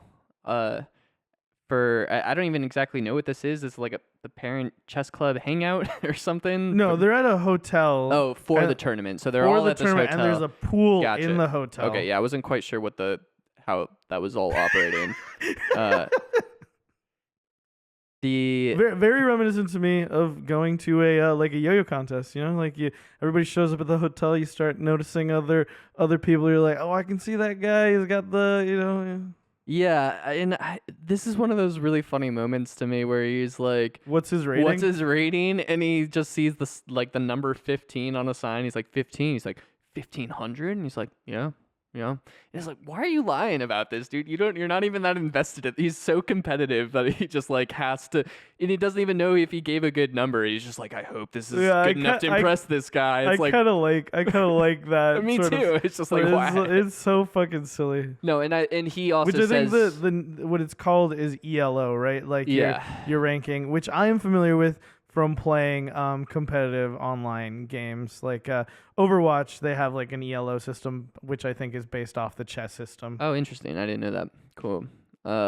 Yeah, and I like this little like relationship that these two fathers have here, where he's saying that he doesn't really get nervous for these chess tournaments. He's lying about Josh's chess rating, and they'll both kind of realize that the other was lying, but it's like played in a very like, oh yeah, I get it, man. The way he says to him later on, good thing you don't really get nervous at these things. Yeah, exactly. I love this is super funny to me. I wonder if this is based on true events because it feels very real to me. Is the whole we cut to the parents being coached like very his intensely. Name is Dan Hedaya. I love this actor. Yeah, and kills it is very much like a misdirect where you're like, oh, he's like telling the kids what's up, right? He's setting them down with the rules. No, it's the parents. Yeah, he's talking, and then he starts walking away, and they all start chasing after him and asking questions, and he just turns around and gives them a look, and everyone shuts up, and then he keeps walking. As the child of a teacher, I greatly appreciated this so much. I thought it was really, really good and kind of a like, yeah, you know what? Let parents have it a little bit. Like, yeah, I love that. And especially with the themes of this movie, which is the overbearing parents, like, putting way too much pressure on how young these kids are, and here's this guy putting them in their place. That's really where the movie like shines so much, is like that sort of like commentary on what you said, the overbearing parents putting so much weight of expectation on these 7-year-olds. Yeah, right? Way too young. Like if some of the kids we see are so young, right? And like I can understand more when they're like, teenager, like budding adult, and this is like that time in their life where they have to start thinking about what they're going to do after education and all that. I can understand all the pressure there, but these kids are these kids are in freaking elementary school, man. Let them go play and stuff. And even understanding that all of that, like I feel like I'm so glad my parents always had this sort of idea of like, I mean, don't get it twisted, man. Like my mom, like grades were so important to her. And when she was going to school, it was really funny because I saw how much more lenient she was with me than with herself. Because my mom would be like, I only got a B+ on this. And I'm like, Mom, if I got a B+ on something, you would tell me I did a good job. Does that mean like why are you holding yourself to such a high standard? I don't know. I thought it was funny. I was almost like, so you were disappointed. You just didn't want to tell me that you're disappointed. But no, like legitimately, I think my parents always really, and I think again that's why I connected with it so much. I saw so much of Bonnie and Fred in my, not really Fred, maybe a little bit. My dad isn't like that, like competitive. My parents were always so much like, let him be a kid and like let him enjoy, let him explore what he likes, Yeah, my parents were definitely pretty intense about it. My dad grew up in a single mom family, and she had 2 jobs to take care of the kids, and he was the oldest brother, so he had a lot of responsibilities taking care of the kids, and they were all like super go-getters. Like he's an engineer, his brother's a lawyer, his other brother's a doctor, so they were very like academic, like we have to do this for our mother kind of thing in a lot of ways. So that kind of translated down to me for sure. Yeah. Yeah, no. I mean, like I said, I did very well in school and I was expected to do very well in school. It was like it was definitely never like anger. It was always disappointment. The thing too with me when I was a kid, I was like I think the reason my parents weren't harder on me is because I was so hard on myself. Like from a very young age, I was just very sort of like set very high expectations for myself and really and I still do this so much. I just like shit on myself so hard and I just like and I definitely like feel like they were harder on my sister cuz my sister was a little bit more like happy go lucky like whatever, Yeah. we'll figure it out. Yeah. Yeah, I'd also say my parents were, as I've mentioned before, a little tuckered out by the time I was going through high school and stuff because I was the youngest kid. So I definitely got away with more. And because I kept my grades like good enough, I got away with even more where they're like, whatever, he's fine. Yeah. I'll tell you right now, he's saying he got away with stuff. I'll tell you, he did get away with stuff. I was there for some of that stuff. Wild times. Hell yeah. Wild times at Ridgemont East Lake High. I love how quickly the tournament like devolves into chaos. But even before that, yeah, the standoffs. I was talking about the in There Will Be Blood, the verbal duels, right? Yeah. There's a lot of that sort of framing of like the parents standing over the kids. Right. Well, which is a bad idea. Yes, a terrible idea. Yeah. And immediately proven to be an insane idea. Yeah, like the way the guy chuckles when Josh makes a move. Yeah. Well, this what I was gonna say is I really love Fred's arc here throughout this tournament of not like excited that Josh is good at something and he's into something, but he's not.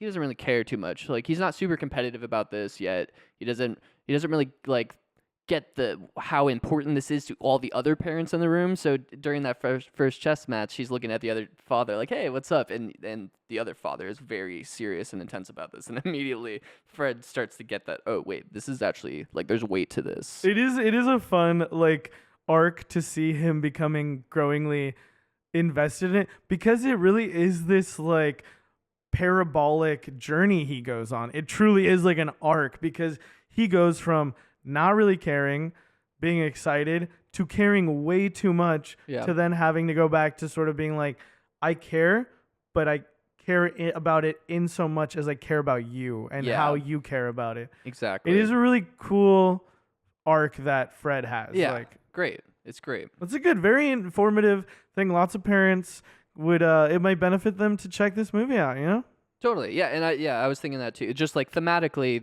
When are you gonna give me a kid? When you stop making those figures. Does your mom ever ask you when you're gonna have a kid? Oh, when all you're the gonna get married? time. All the time, yeah. Oh, it's so funny. Oh yeah, she wants grandchildren for sure. Yeah, for sure. My mom never asked me, but but probably best not to ask me right now. As was previously discussed, I am a divorcee, so it'd be funny to be like, so when are you gonna get married again? I have a very funny, very quick little anecdote. I have these regulars that come and sit down at the bar. They're so sweet, super nice. And I'm chatting with them, and it comes up that, oh yeah, I have been married. And she says, well, don't get married for another 10 years. And I said, how old do you think I am? And she's like, early 20s, right? Like, I don't know, 25. And I go, I'm 34. And she's like, oh, wow. So, yeah, it was pretty funny. That is funny. But yeah, I guess also like humble brag, my skin looks pretty good. Oh yeah, well I think I did say you're something about you being the sexiest man alive or something earlier. Right? Thanks, dude. Right. Not as cute as you though, dude. Not as cute as you. Look at this. We're such good friends. Wow. The very last shot of the movie made me think of us, dude. Oh yes, right before the final, because there is one more Bobby Fischer moment at the end as well. But before that, when the two boys are walking together, yeah, that's very cute. That's us, dude. Yeah, that was cute. You're a much better podcaster than I was at your age. That would have been a great cold open. Oh, that's a good call. Actually, all right, let's start over. Yes. Oh, what's his name shows up? The William H. Macy. Yes, I love this actor. So wait, all the parents get kicked out. Yes. And then the kids start clapping. Which I love because they're finally like, yay, we can just play chess. Not only do they get kicked out, they're like locked behind like a locker. They're like in jail. Yeah. Well, every time they're like, I just love, because the kids running back and forth telling them who's winning and all this. This is a great setup. So this is Morgan, who is Caleb's kid, right? Yeah. The guy played by David Paymer, the guy who's like doesn't quote unquote doesn't get nervous at these things. And that's where we do get the sort of you're lucky you don't get nervous at these things. And also I love the whole fucking I'm a man of many signals. Oh. Watch for the subtleness. That guy's like going off like. Well, and also when William Macy's character walks up to him, he wants to give him a tuna fish sandwich. Before that, he's like, yeah, these things are crazy, and then they're both just kind of talking, and more he's, Fred is realizing how important this stuff is, and he's like, hey, it's only a game, and he shouts at him basically, and then he's like, I'm gonna get a tuna sandwich. You want one? He's like, no, and he's like, I'm gonna get you a tuna sandwich, and we get a montage later on where he brings him a tuna sandwich. It's fucking good. It's good shit. And yeah, the sort of. I love, like, the kid runs down to the one kid to tell him, and the kid never repeats it exactly. Yeah. Like, he's like, Josh is in trouble. He's down another pond. Also, William H. Macy in the script is Tuna Fish Father. So, Tuna Fish Father, well, in the credits, Tuna Fish Father and fucking Fred, like, they're chatting, and this is when William H. Macy says, like, our kids could play each other. Yeah. And then we realize, oh, it is Petey and Josh, and Petey is Tuna Fish Jr. Yeah. I love the way the kid comes out. Petey just hung his rook. Yeah, it's really funny, and I just the whole like the dads supporting each other, and like they're both trying to underplay how excited they are every time their kids winning. Well, he's probably. Yeah, my kid's down. He's down on material. It's too late. No. He could still have a comeback. And you see how much Fred has learned. Yes, exactly. That's what I love. This whole little. It's like sequence. His first con or something. Yeah, it's because like, you watch his hype just being like fed into by the hype of the parents. Because he's like the most chill dude, and then he's like at their level. Yeah, which is like a scene later. It's really good. Yeah, he's just getting more and more competitive for sure. Yeah, and I love the way that they show who won, because they're like. Because the kid walks away and he just goes, it's over, and then walks away, and they're like, who won? And then it was this shot I was mentioning this earlier, is that then they run up to the locker walls, and like prisoners are just like pressed against the freaking bars, just like, wait, no. Good stuff. And then the way that they reveal who won is that the train ride. Yeah. And we see Josh is asleep, and he's got the They psych you out again, though, because you don't know who won. They cut to his father, and he's kind of frowning out the window. He looks bummed, and then you see him turn his head. He seemed contemplative to me. He's just thinking, right? And then you see he turns, and then he it doesn't show you, but he sees that the trophy and his son sleeping with it, and he smiles. And then this is very interesting, because he grabs the trophy from him. Yeah. Which is very symbolic. Yeah. And there's this very cool sort of thing where then the trophies, I think this comes up very quickly, so I'll just bring it up at that point. But because we get some more Bobby Fischer lore, talking about Bobby Fischer dropping out and becoming the U.S. champion at 14. Yeah, and I think this is where they have the footage of showing him playing 20 people at once, which is always wild. I've seen Magnus Carlsen do something similar. It was very funny. You can just be blindfolded playing everyone, and you're still. And the crazy thing is they're on the timer too. They're playing time chess. Yeah. Just walking around all the games in their head at once, and they still wipe the floor with them. It's wild. Yeah. It is pretty wild. It's fucking sick, dude. It is. I wonder what I could do that. What would I be good enough to do that? Play compete, challenge 10 people at once. I think I could go around a room rolling a better doobie than everybody else. I might put some money on you. I think I could do it, dude. I think I could do it. What? So what would be every table you just like give it one turn of your hand and then you're on to the next table and you hit your clock? Well, I think you just. It's not like a process thing where you like. It's a one-time thing where like, all right, starting with one, roll. Okay, go so you have around, to do one and then you're just finishing one, hitting it before anyone can finish one. something like that. I don't know. Hell yeah. I don't know. Either that or being ridiculously charming and good looking. Oh yeah. But you would probably do a pretty good job at that too. Oh baby. Then we get a fun montage. We love montages. Insert montage music. Montage. But this is what we do see the mantelpiece like filling up with all the trophies, right? Yes. And I love this because it is like this symbolism again of like, so Fred has taken the trophy, displays the trophy in the center place of his home, and later on this is going to be like sort of subverted. Yeah, you know? I love this. Yeah.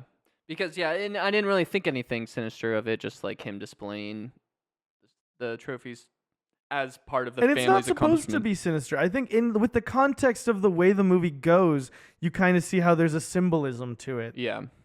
Yeah. Not sinister, but I mean, yeah, throughout the movie, yeah, it's made clear that there is a lot of Fred, just like you said, these are my wins. Like yeah, it becomes I did this. And this is where we get the him buying the dad sandwiches, and it's funny William H. Macy. That's a good little comedy where he like makes a like face at him, you know? Yeah.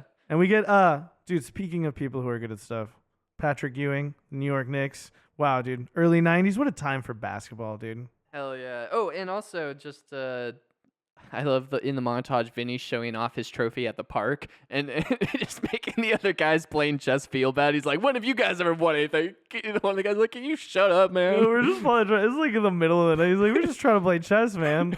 Just making feel bad how much better this kid is. All the chess pieces too. Yeah, that was a cool shot. That was cool. That was a fun little fucking shot. And then we do we have like Josh with the baseball and Bruce at the chessboard, and then it like culminates with Bruce having a little fun, throwing the ball and breaking a lamp. We finally see him kind of loosening up a little bit. Yeah. And then our guy Josh is numero uno.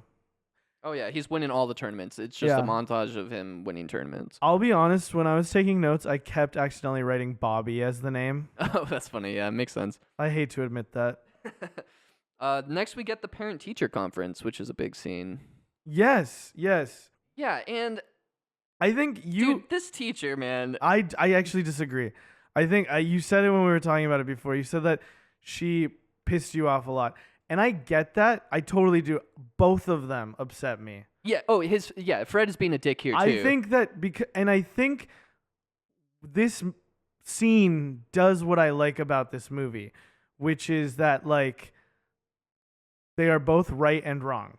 Well, I think what the teacher is saying is correct. It's just that she has the lowest amount of tact in the world, where she comes up to him just being like, oh yeah, he's really good at chess now, but he's not really doing well at, like the stuff I'm trying to teach him. And she says it in this way that's so condescending. And I think that, well, there's this, I like the way there is a lack of tact, but there is, I don't know, because I like the way it's written. I like the way that she's like, oh yeah, he's been telling us about all these different like the way the conversation leads to this feels very tactical in a way. Well, maybe not necessarily tactical, but like it's just like there's some thought to how it's presented, and I love it. Where she's like, oh yeah, Josh is traveling a lot. He's telling us about all these places that he goes and all the hotel rooms that he's staying in. He's like, oh yeah, blah blah blah. She's like, she seems to be describing the hotel rooms, not really like, you know, the National Monument or like museums. And like immediately, having been on tour, I related to this so much. Like people, when I tell them the places I've been, they're like, that's so cool. Have you seen this, this, and that? And like, no. Every once in a while, like we check out some site, but usually it's like roll into town, find somewhere cheap to eat, go to the venue, unload your gear, and get ready to like sound check and shit. Yeah. And I love the point that she makes. It's very like, it made so much sense to me. Like the way that she's like, do you see like why? I mean, I know that you think traveling is good. She's like, yeah, I think it's good for a kid to travel. And then she kind of undermines it. I love that play. It is a fun like power dynamic back and forth as far as like a dialogue. Yeah, no, I think it's well written. But I do think she just comes off very accusatory and kind of presumptive about like what is going on in Josh's life to me. Like as a parent, and I'm not one, I would be like, well, okay, slow down. Is there an issue or something? Like, why are you coming at me right now, lady? Like, I don't know. She felt very like just say what you mean. Don't say like, oh yeah, it's great that you're traveling so much. Too much of that traveling is ruining your son, you idiot. Like, whoa, hold on. Yeah, I did. Yeah, I don't think I got it to that level. I definitely felt like she was like, it was a kind of comedic presentation for this like conflict. But I did feel a little bit of like, okay, I'm being subtle. You don't fucking get it. Because it was like flying right over his head, like when they're talking about it. Right. Like he really doesn't get. And then she is trying to have some level of like, I think like subtlety about it. And then, but again, like she's not a perfect person, you know. No, I know. But I just think she came across condescending. I kind of love her. But yeah, Laura Linney. I liked her performance. Really good. Yeah. Really fun fucking back and forth. Yeah, and I will say, yeah, Fred also equally reacts in like a shit way, but like I also like I could understand if you are a sensitive father, the way she came at you, why you would have the reaction the way you did, especially because she doesn't have the context, and that's the kind of her saving grace. But I still think this is not how you approach someone. I'll give you the context, my friend. New York public school systems, early 1990s. Crack has flooded the streets. Teachers are having a hard time. Well, but he kind of reacts in a way that I'm like, yeah, that is like if someone comes at me like this, oh well, I guess I'm just a rotten father then. Like, it just through the way that she is coming at him, I thought that was it felt a little immature. But yes, like, it did. It was an immature reaction, but it also like I got the venom he threw back because felt like she was coming at him so hot. She also felt like a little kind of like, and I think she is like through the way that she talks about it, like you said, she's kind of like, she doesn't really have the context for how important this is. She is a little clueless as to this whole subculture, which is so funny because in the movie time, like 5-10 minutes ago, he was just as clueless about it. Totally. Which is, yeah, I do think some great kind of and hey, I'm not saying that your perception of her. I'm not trying. I'm just saying I kind of like I'm maybe a little bit more in the middle. Or maybe like, I don't want to say on her side. I think I think she does in a shitty way, but it feels, I don't know. Yeah, I don't know. Just be better. Yeah. Well, she's not a real teacher. That's not his real teacher. You know that. And this is when we get the whole. This whole chess thing. It's like if he was playing cards or pinochle. And Fred's reaction here, as we did at the beginning, is just so funny. Pinochle. Oh, yeah. Pinochle, huh? But I did really like how emotional. This was one of his best scenes in the movie, and before that, there's even the thing where he says, Vinny's a drug addict, and it's there's this whole sort of like conflict, of like between him and his wife and the teacher, and like there's this like so much tension in the way. I feel like it's a cool like well written like tension builder and like dialogue scene because he is kind of getting it from every side, or you can tell that's how he feels, right? Like he's like, I can't do anything right, like I'm just trying to like my kid is great at this and I'm just trying to like do what I think is best to promote this within him, right? Totally. And yeah, that whole line, he's better at this than I'll be at anything in my life, and then follows that up with something like, and he's better at this than anything you'll be in your life. Yeah. And just how that really is the core of his character here, is that how much of it is about him and how he couldn't accomplish great things, and so he's putting that on his son now. Yeah. I'll walk it back a second. I'll say, I feel like the teacher definitely has a point, but like, fuck that. Yeah, that scene is fucking funny as fuck. Yeah, so heated. But I think what I love about it is less her. I love just the way that, God, his just reaction. the expression on her face. Oh, She's like, the way she's just like looking at him.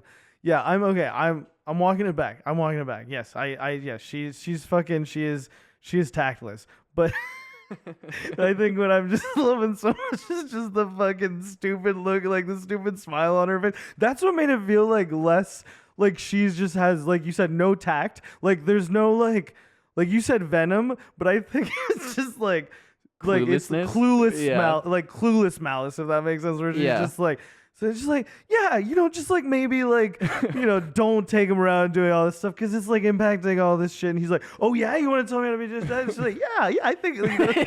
Yeah, she just still doesn't get that she's pissing him off. Yeah, exactly. I love that part of it for sure. It's so good.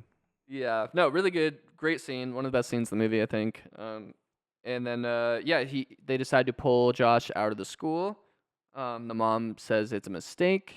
Yeah, they want to put him in Dalton where his friend Morgan goes. Oh, yeah, There's a chess class, and like you said, Bonnie doesn't like the idea. And the very next scene, there's a dude covered in cans riding a unicycle. That's what I was trying. I wrote a can bicycle and I think I meant to write like bicycle can man, but just got distracted.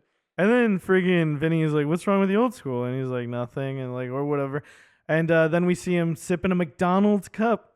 Oh, product placement. Product corner with Alfredo. I wrote prod cut placement in my notes. Nice.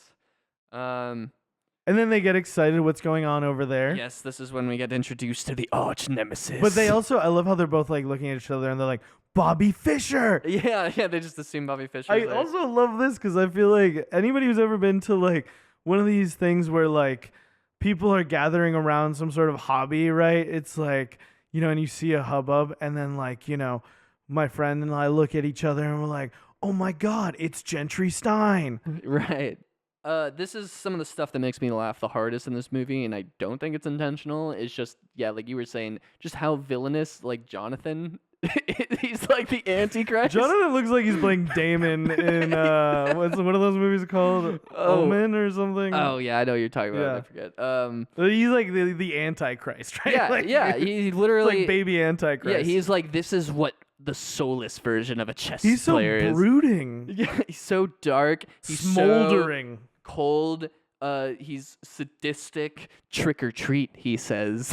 I just love the music is super ominous and dark and heavy, and it's just like so freaking dramatic. And it's like this kid's like 7 years old. Man. I also love that we get it comes back the whole like when people are whispering young Fischer about Josh. Now they've said it about him. And I even though it's a tad corny, the like doing that again feels very real because that happens so much, dude. Yeah. Like if you're the hot thing of the month, and then here comes the next hot thing. Yeah, dude. Like the new Michael Jordan has happened so many fucking times, dude. Totally. Like absolutely, yeah, all the time.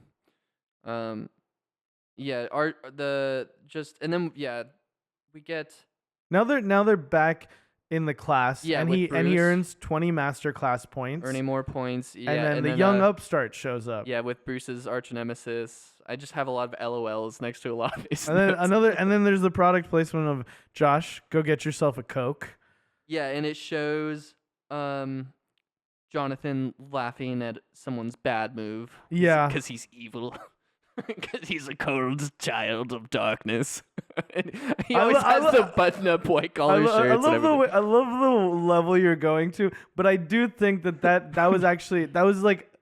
is a good example. Yes, like that's a smart play right there. Because him looking overboard and laughing, and he's weird and he's awkward and he's off-putting, unsettling. I think all of that is intentional. I think, but then there is this extra level of like, I am Damon, Lord of Darkness.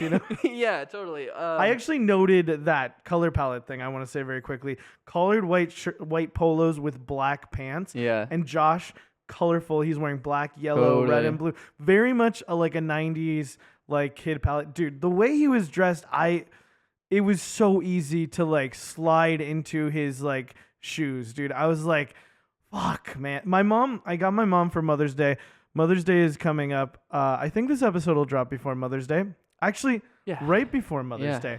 And if you are looking for like a gift for your mom, we're not paid anything, but I heard about it on another podcast, and there are these digital fucking picture frames. Oh, And yeah, we actually got one of those for my mom. I got it from my mom. She fucking loves it. Yeah. And a bunch of the old pictures that they've scanned from like the 90s always come up. And I'm like, dude, the fits are fucking fire, dude. Hell yeah. And like seeing the way Josh dressed as like a kid in the night. There's something about that, dude. Whenever I watch this is how my mom dressed me up when I was a kid, the way Jonathan's dressed up. You know what's really funny about this? My mom said that since I was 3, she would sit me on the dresser. She would try to like pick out clothes for me. And I would say, no, those don't match. And then I would reach down and like pull other clothes and I'd be like, this is what I want to wear. Heck yeah. Always had that drip from a young age. Dude, thank you, dude. I appreciate that. Thank you you see me, dude. I love, just again, so freaking funny to me, the little showdown. This is the corniest part of the movie is I their love relationship, though. though. It is really corny, but it was also extremely entertaining. Yeah. It kind of gives a little bit of like fun levity. I don't know. Well, that's fun, what I said. yeah. Like I couldn't tell if I was laughing at the movie or with it. I think I am laughing at it, but it's in a way that I enjoyed, where it's just like the whole like eye contact showdown that Jonathan and Josh have across the chess tables as they're both like walking down the hallways vertically from each other horizontally. Just so it reminded me of a Western. Yeah, it was just like this showdown. I think that for sure is intentional. The cinematography to setting up, like I think we're using not just through writing setting things up, but visually setting up all these things that culminate right in the final chess match. And again, just so freaking dramatic. Bruce's arch nemesis says to him something along the lines of, "Oh yes, Jonathan reminds me of you, except he never gives up." It's just like, it's also how he said, this is insane. He says he's been playing since he was 4. And he's like, he only plays chess. And we see Bruce kind of like, this side of Bruce, we're like, okay, maybe he does believe a little bit in well-roundedness, where he says, no other interests? No. And he says, his parents gave him to me. What the fuck? It's so weird. That's disgusting and weird. I hate it. And then after they leave, there's a shot of Josh walks up to Bruce. He grabs the soda can, and there's a great like upward shot. Like it's almost like a hero shot of Bruce not even looking. He grabs the can out of his hand and opens it and hands it back to him, and it's just like so tense, but like good comedic moment. That's so cute because like I remember being too like not strong enough to open a can. Yeah, I thought that was cute too. And then there's the mirroring, which furthers this sort of like heightened like standoff thing, where they both have their hand over the kid's shoulder and they turn around and walk away. And I think it feels a little bit silly, but I think there is this really kind of dual read thing where you're like, oh, they're like protecting their protege. And no, it's fucking like, this is mine. Exactly. Yeah. Exactly. That's what it really is. Yeah. And kind of a central part of this movie as well, is like trying to own other people's accomplishments. Yeah. Yeah, it's complicated for sure. Yeah. Well, it's not. Don't own other people's accomplishments. It's that easy, dude. Well, no, I just mean the motivations of these characters, right? Because whether it's Bruce or Fred, like they are trying to own his accomplishments while also trying to nourish. Like they're not wanting to, but they are, And I think they're having the realizations. I just mean the complicated part is that's only like a part. No, of for sure, it is complicated. I'm being silly. You silly boy. I'm being facetious. Josh is scared to go to the finals and lose. Fred is telling him you won't lose, which it's just like, yes, I hate when people do stuff like this. Yeah, which is good writing. Yeah, great really writing. Well done. Where he's not saying the right thing. Yeah, and we know he's not saying the right thing. If you watch this movie and you're watching that scene with Fred and his kid, don't have a child, dude. Like, because well, if you're like, yeah, you're right, Fred. You teach him that he's gonna win no matter what. Yeah. Yeah. If you watch that and you agree with Fred, like, don't fucking have a kid, dude. Yeah. I don't think you'll have a good time. Totally. We get Fred giving an interview on TV, which is really funny. I'm sorry. I just want to say this is such a beautiful like way to talk about like the fear of failure. Yeah.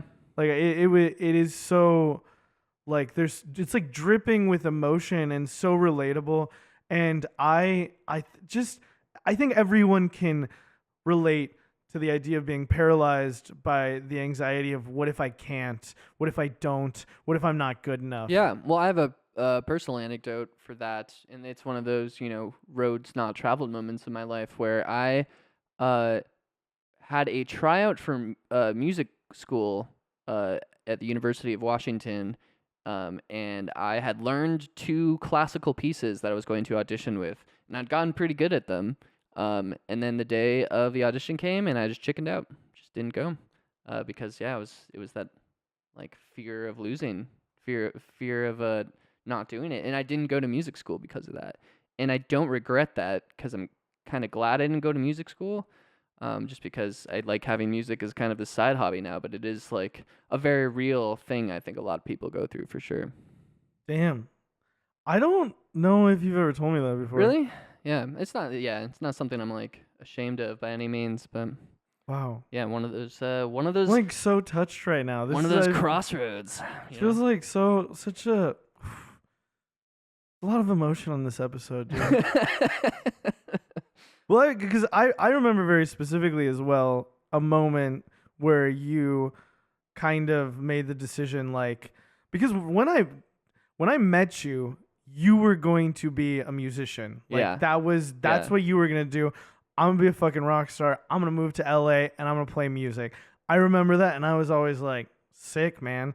And you were very talented, and I was like, yeah, I mean, he definitely could. Then I remember a very specific moment where I hadn't seen you in like a couple days, even though I was at your house. And like you came out and like, yeah, we had this conversation. You were like, yeah, I realized like I don't think like I'm gonna do this, right? And I was like, wow, that's yeah. And man, like, I mean, I've had similar experiences as well. Like I wanted to go to graduate school. Like I said, I was on an academic track. I wanted to do a PhD program for cognitive like psychology, and I remember taking some classes and this was like, I think this interaction happened shortly after I had gone to Europe and like sort of had this realization that I'm not going to like be Dr. Alfredo and I say I don't want to do that anymore. Right. And what's funny is that I had started playing in a band again. Right. And I was like, I want to be able to like play music. Totally. And like, yeah. And I'll also say that just on that note that those 2 moments like weren't the same. Like I was still very dedicated to music when I went to college, even though I decided not to go to music school. I just decided I didn't want to, get a degree in music. For sure. Yeah, for sure. But it wasn't until after college that I was finally like, you know what? I don't know if I really want to make it my career anymore. So yeah, interesting. But that was validating for me, right? Because I was like, did I make the wrong choice not going to music school for so long? And then it took years to come to terms with like, no, I think that was the right choice for me. Yeah, I feel like it's kind of wild because I'm like 10 years, almost 10 years removed from like this decision, and I remember this is very important shit. So if you're like, why are they off on this tangent? This is what the fucking movie is about. Okay, I don't know why I'm getting mad at like an imaginary person. Shut up and listen, audience. I love you guys so much. Please like and subscribe. But I have this guy. When my parents had me, they lived in a house and they had roommates. And one of the roommates, it was Vicente and Raquel. They were a couple from Spain. They eventually split, and now Vicente has his own family. And so when I went to Madrid, I stayed with him, and I didn't see him when I first stayed in his apartment. I did this entire wild fucking trip with actually mostly members of my band who I'm in right now, Laminate, Sans Jacob, who you all met. And we like really grew very close. And then I went back to Spain and to Madrid and spent a little time there and finally got to see him again. And this is like my second dad, and I hadn't seen him in 20 years. Wow. And it was so awesome to get to see him again. It's like, embracing. And I sat down and I talked to him about like the crossroads I was at. And he said, look, man, like, you only live once. And even though you only live once, like, there's time for all these things. Totally. And you may go down this path and do this for a few years, and then you may go and do something else. And he was like, look, this is my career trajectory. This is what I did, and this is where I've gone. and I don't regret it one bit. And I have held that with me ever since then, where I'm like trying to be open to the experiences. And I actually, like, I think that I've gotten to a point, especially with my previous relationship with my ex-wife, where like I have really opened myself up so much to the idea of like, why don't you try things? Like, why don't you another thing people don't know, I'm into weaving. I would go do weaving like at a studio with my mom every Wednesday, and my parents had been going and I never went. But then when me and my ex got together, she was like, why don't you go? And I'm like, I don't know, it's not my thing. And she's like, how do you know it's not your thing? And I tried it and I fucking love it. I still do it. Hell yeah. And I just love this thing of like it's get into it for the sake of it, right? Yeah. Like not for greatness, right? Totally. Unless greatness is your thing. Yeah. Right? Which at Cinema Fourcast, greatness is our thing. Tagline, yeah. Should I list all the things? No, I'm just kidding. But yeah, again, I think fulfillment, right? Because there is a place for the people who can find fulfillment in that sacrifice, right? Because there are people that become the best at something and don't regret it, right? Yeah, absolutely. It's so true. Fred giving interview on TV, hilarious. Because she's like, I bet all the other parents hate you, and he looks over at William Macy's character, the tuna fish father, and he's just like mean mugging him from across the room. It's really it's fucking funny. I also read before that we get some more Bobby Fischer lore about how he had disappeared before, and then the time when he never shows up again is he doesn't show up to Manila to defend his title, and the Russians get it back. Yeah. Which I think kind of narratively marks a downturn, like sort of like in the story. Yeah, that's a really good point. This is like the pressure was too much for Bobby, and now the pressure's too much for Josh. Yeah, that's a really good point. Yeah, dude, you're so fucking smart, dude. You are. You're the one. Josh loses the game, and the way that he loses it in a way like you have to be so smart to lose. Like I love that aspect of it too. Yeah, where he loses in seven moves. Yeah. Also, the shot. Really well done. Like the way the kid comes out of the room defeated, head hung down, and the mom is like, "Oh, it's okay," and then she screams, "What?" Yeah, and then Fred's in disbelief because he's like, "No, he couldn't. No way! Like this kid sucks." Yeah, and this scene is really sad. This is, like I said, really well done. The second act started to drag for me, not because it's not well written, but just because like I wasn't there emotionally, where I was like, there's so much of this section which is just people just like beating up on Josh, like everyone trying to tear him apart for their own like means and gains, and like no one really listening to what he wants. That it's just like, oh, this is such a bummer. Well, I kind of like that Fred has the realization in this scene, right? Like, yeah, it is good. I feel like I hear what you're saying, but like to me, it felt like it moved in a way where it's like, okay, now things aren't fun anymore. How long is it going to take Fred to realize? Like, is he going to push him to multiple tournaments? Yeah. And it's this one where he realizes that he's being like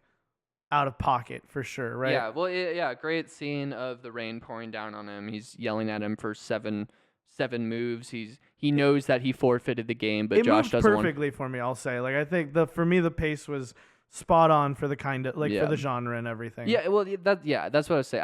I think this is more of just a me mood thing than an actual critique of the movie. Saturday night, he was trying to pop a couple fucking beers, chill out, dude. Stop fucking shitting on my boy Josh, you know? Basically. I love that.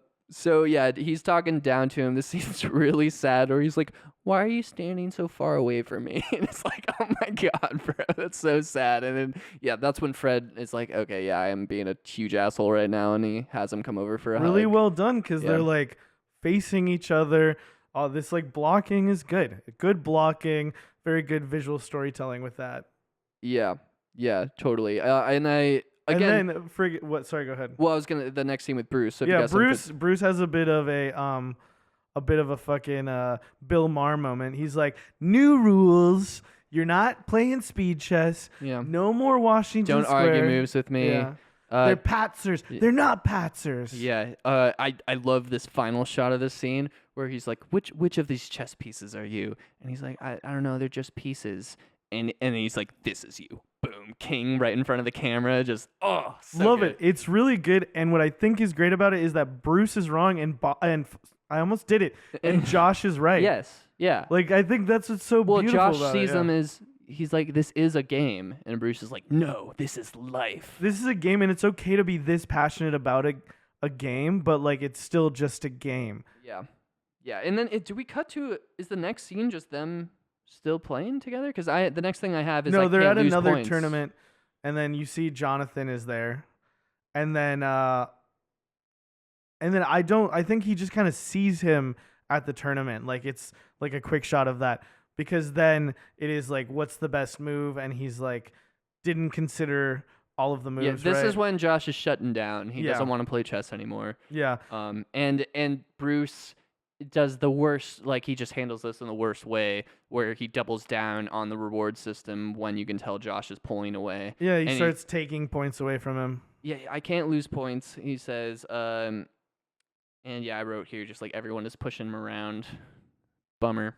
Yeah, I mean, I think the thing is, like, I did feel like it was kind of like, because now we don't really see, like, I felt like the resolution of, like, the realization on Fred was enough for me to feel like it's not like Fred and Bruce are beating up on him now, you know? Yeah, for sure.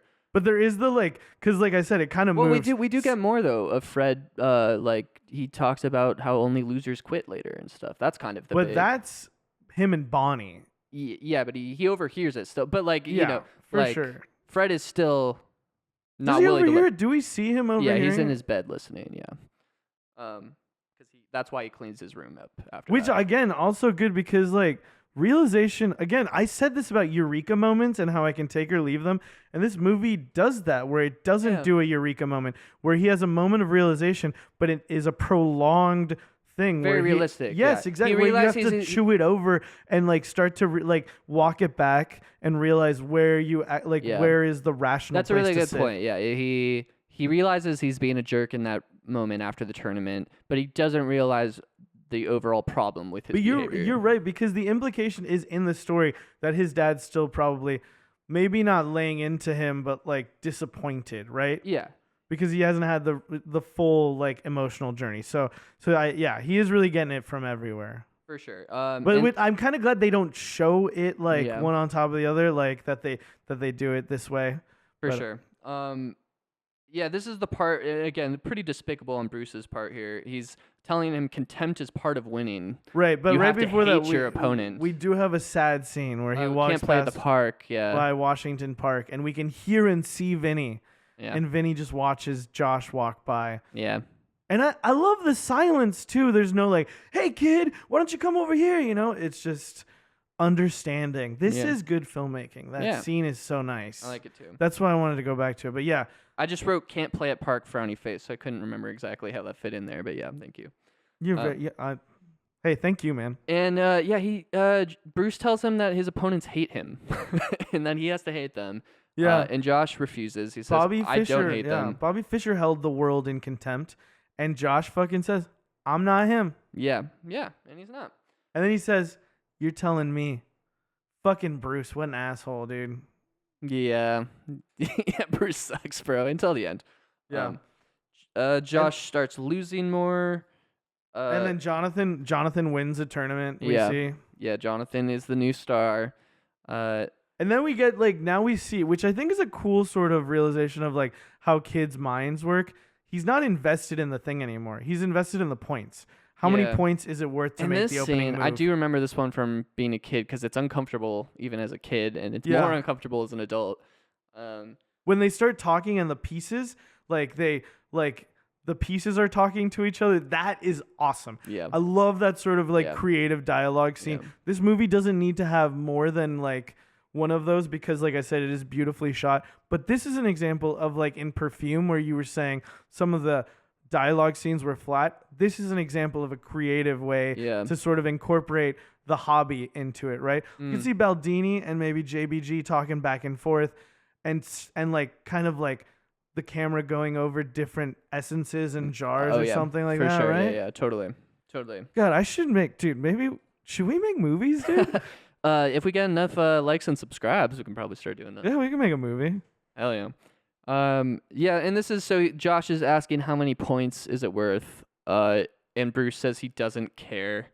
Yeah. And he gives him a certificate. He pulls out all the Xerox copies. And he's just one at a time putting the certificates in front of him until it sinks in to this little 7-year-old boy that is just so a piece good. of paper. It's so mean. But the thing about it, which I kind of love, is he realizes, but there's still kind of like a little bit of like, I still want my you're watching his spirit get crushed here. It's like him still wanting it, but also I guess what I'm trying to say is like there's realization, but there's still confusion of like, why are you fucking treating me like this, bro? And why? Yeah, which is a good question.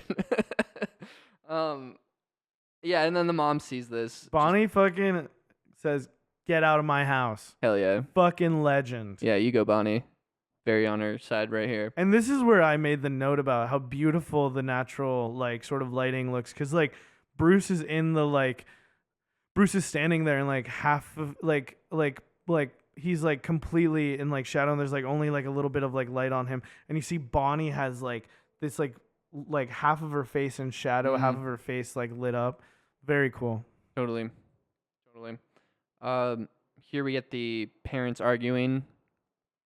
Yeah, because Fred thinks Bruce is right. Yeah.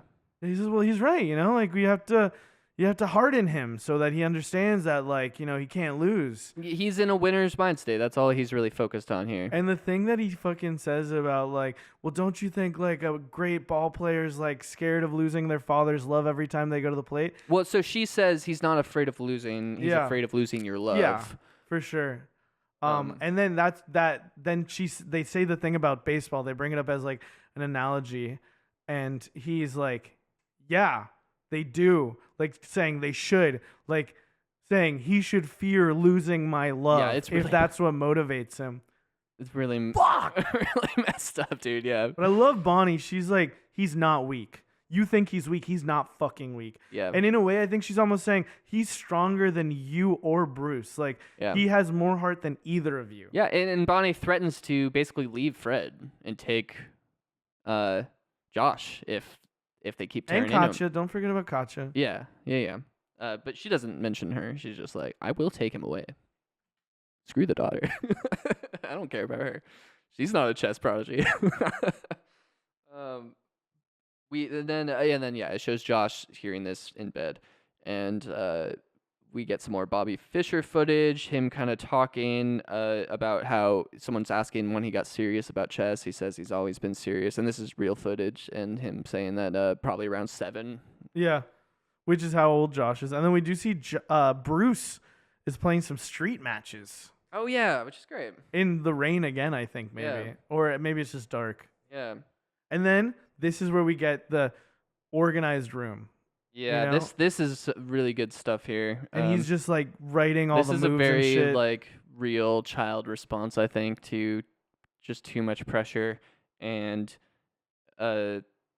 just him being like, okay, well, I need to become like Bobby Fischer. I need to put all these things aside. And is this the scene where right before he says that he believes that Bobby Fischer will come back when it's time to claim his crown? He's lying low and getting stronger. Yeah, and will come back when it's time to claim his crown, something like that. Yeah. And so I think that's also him being like, okay, time for me to get serious. I'm going to do this. No more time to be a kid anymore. I'm going to focus on chess moves. Really sad scene where his dad comes in. The most I dislike Josh is here. I hate it when people shush. I don't know why. It drives me nuts. I feel like it's so fucking rude. Just say, excuse me, could you be quiet? Or like, fuck. Ugh. And it is, but it works, of course, because he's like, hey, Josh. And he's just like, shh, because he's like working on like these move things. It's like, damn, dude. And the room all clean, so focused, like you said, he's trying to go full fucking chess mode. Yeah, and this is the real wake-up call for Fred, where he's just like, oh, what have I done? Fred says, he tells him that he can give it up, and he says, I want you to give up chess. Yeah, and Josh says, I have to win. And he doesn't mean anything. It's just a game. no, it isn't. Which I think is another sort of people who are good at stuff theme, because I feel like from the outside, there's always the people who are like, oh, like, isn't it fun how you're like you and your little things that you do, like, and it's like your little games or whatever. It's like, it's not a game, right? Like you could picture somebody being like, oh, it's just perfume. It's not just perfume. Totally. It is my soul, right? Totally. You know, Totally. he should have said that in the movie. Well, yeah, I think that we've touched on that for sure. Just what is it all worth? What is your ambition all worth, right? And that's definitely touched on by those kind of themes. And then I love that you see there's no more chess trophies. Yeah. And then just the sound in the room as we wake up with Josh, and he tells him, like, you know, these belong to you. And this is such a great surrender from Fred. Yeah. He's not trying to live vicariously through Josh. Well, Fred rocks the rest of the movie. He will let Josh own his passion. Yeah. Dude, it's the parabolic arc. You know, he's on the downswing now. He's realizing it, you know? Yeah, well, he's had his apotheosis, I would say. Yeah, seeing for sure. His son's... His come to Jesus moment, if you will. Seeing that he had stripped all the wonder and joy from his son's life was his apotheosis into becoming a good father. Which I kind of love, that the slightly messy room is a metaphor for a well-rounded, happy child. Yeah. Yeah, don't put all the toys away in boxes. Don't put me in a box, man. Yeah, I mean, I was kind of particular when I was a kid, but that's a whole separate thing. For sure. And then he gets to go see Vinny in the fucking park. And Fred takes him this time. This is the first time Fred takes him to the park. When he says to him, "Want to play?" I mean, dude, it's so fucking. Their friendship is so beautiful, dude. Vinny and Josh. It's just like there's so much pureness to them, just both being so enthusiastic, you know. Yeah. And I love the way he's saying to, like, you know, oh, you're playing with your... No, play like you used to with your gut. Yeah. Put out. He says you have to go to the edge of defeat. Yeah. Which is so good. And then I love that the people watching, the guy, some dude smoking something, he says, put it out. Josh is playing. Love that. It's so cute. It's just like this like thing where like there's this respect. Community and respect around Josh. Yeah, dude. Yeah. I love that. I love the... Especially like how it's so cathartic after what I was just talking about how oppressive the movie is on Josh. And he's like, and it is like, you know, he quickly enjoys playing chess again. It's not like this protracted, and the soundtrack like depressive. Here is beautiful. One of the best moments in the soundtrack, I think. And then they have the great little like handshake at the end. I think the awesome. Community of understanding, you know, with people who have similar hobbies or are these people who are good at stuff together, that's an aspect I really love in some movies. I think that we'll definitely get that next week. There's a lot of that sort of community and kind of actually turned on like its head and showing how that community can actually be disruptive and corruptive to like an individual. But yeah, I love this sort of pureness, right? Like, and I love the way they portray like Washington Square. You know, it feels fun, it feels visceral, kind of gross, but like somewhere you want to go, right? Like totally. Yeah, I love it. Next we have Bruce visiting Fred. Yeah, he's at work late at night. Yeah, and basically Bruce has come to warn him not to take him to the tournament because he's gonna get crushed. Because he's seen him at the park. It's not a good idea. Yeah, and Fred says he's playing better than ever, and Bruce, being the douche he is like, how would you know? And he's like, I don't know, but he's happy. He enjoys playing again. Which in a way, I think he's right. He's playing better than ever because he's enjoying it, and that's the point. But I also kind of love that it's irrelevant. Yeah. Right. Well, that's what I'm saying is that the reason he's playing better than ever is because the better part is that he's happy now. Yeah, for sure. That's very true. It is also like this sort of thing where it's like you tend to like do the best at something when you like approach it when you're not getting in your own head about failing. Yeah, exactly. Yeah, a lot of the times, like, you know, I play a lot of video games, and a lot of times flow state. Yeah, the flow state. Yeah, a lot of times I'll find myself just like, you know, I'll be like so anxiously fighting a boss or something, and then I'll keep dying, and then I kind of like, I'm like, fuck it, I'll do another fight, but I'm like, my head is kind of elsewhere, I'm not invested, and then suddenly it's like, oh, I'm dodging every hit and I'm winning now. Yeah, I feel like it's like when you do a karaoke song and you don't have to sit there and be like, oh, am I gonna hit that note? And instead you're watching people, like you're part of the moment, right? You're watching how people are reacting to you, you're reacting off of them, having a good time. I did crawling last night at karaoke. People, we loved it. We had a great time. Hell yeah. Yeah, and so I love this little, you know, Bring Vinny to nationals. Yeah. Well, he invites Bruce. He does, yeah, but he can't do that. Yeah, that's he's I a can't piece do. of shit. Yeah, he is a piece of shit. And then we cut straight to the finals where Josh comes up to what's the kid's name again? Arnold. Oh, to Morgan, yeah. Morgan. I don't know where I got Arnold from. Hey Arnold, but again, they brought Vinny to fucking nationals, man. That was so cute. Oh, dude. I love it. No, and it's the whole family. That's another difference. It's not just fucking Fred this time. Yeah, it's everyone. Yeah, it's like a full family thing. Well, the whole setup here, but I think right before that we get the he wasn't allowed to talk about chess for 2 weeks, only about fish. No, that's after. We got the whole family is there, and they're arriving at the hotel, and they run into Morgan, and he's like, "Josh, where you been?" And he's like, "Fishing." Yeah. And you can see that Fred is now come like his full hero's journey is complete. He wasn't allowed to talk about chess for like 2 weeks, right? Yeah, he was just fishing. He wasn't focused on chess. And the other father is shocked by this. Fishing. Yeah, and he's like, yeah, it's a good time. And I love that. I love this like thing where we've reached like the parents are like, all right, like they're like Fred has his apotheosis, and now it's like, this is about raising a well-rounded child. Totally. And I love the monitor setup for the viewers. You know what it reminded me of? It reminded me of the end of The Matrix when they're all watching Neo, complete his hero's journey from the monitor views. Yeah. And everyone's like just so hype. Like it's just a fun setup. Yeah, absolutely. And you see Josh, they're about to play the first game of the tournament, and you can tell that his whole demeanor's changed. He's very casual now. He's kind of like he says hi to the girl. He's waving at Morgan from across the room. Yeah, he's just ready to have a good time. Dude, I actually what this made me think of is I used to go to Friday Night Magic with an old coworker of mine from Starbucks.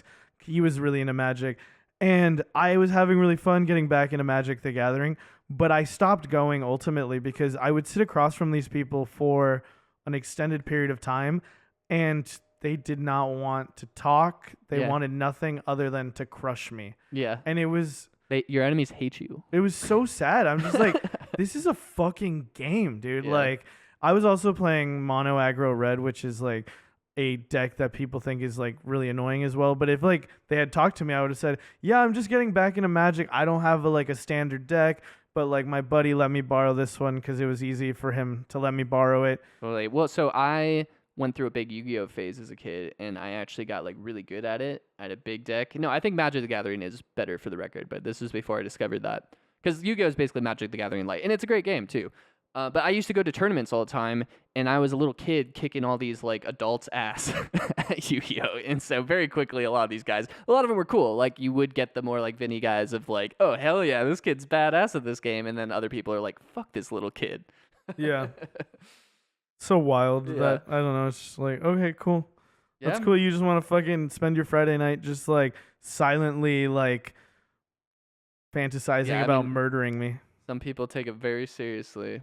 Yeah. And people are very competitive. I mean, you see that in games too. Just like it's a shooter, and people are just like like some PvP shooter, and people are just losing their minds online. It's like it's just a game, for man. Sure, just for chill. Sure.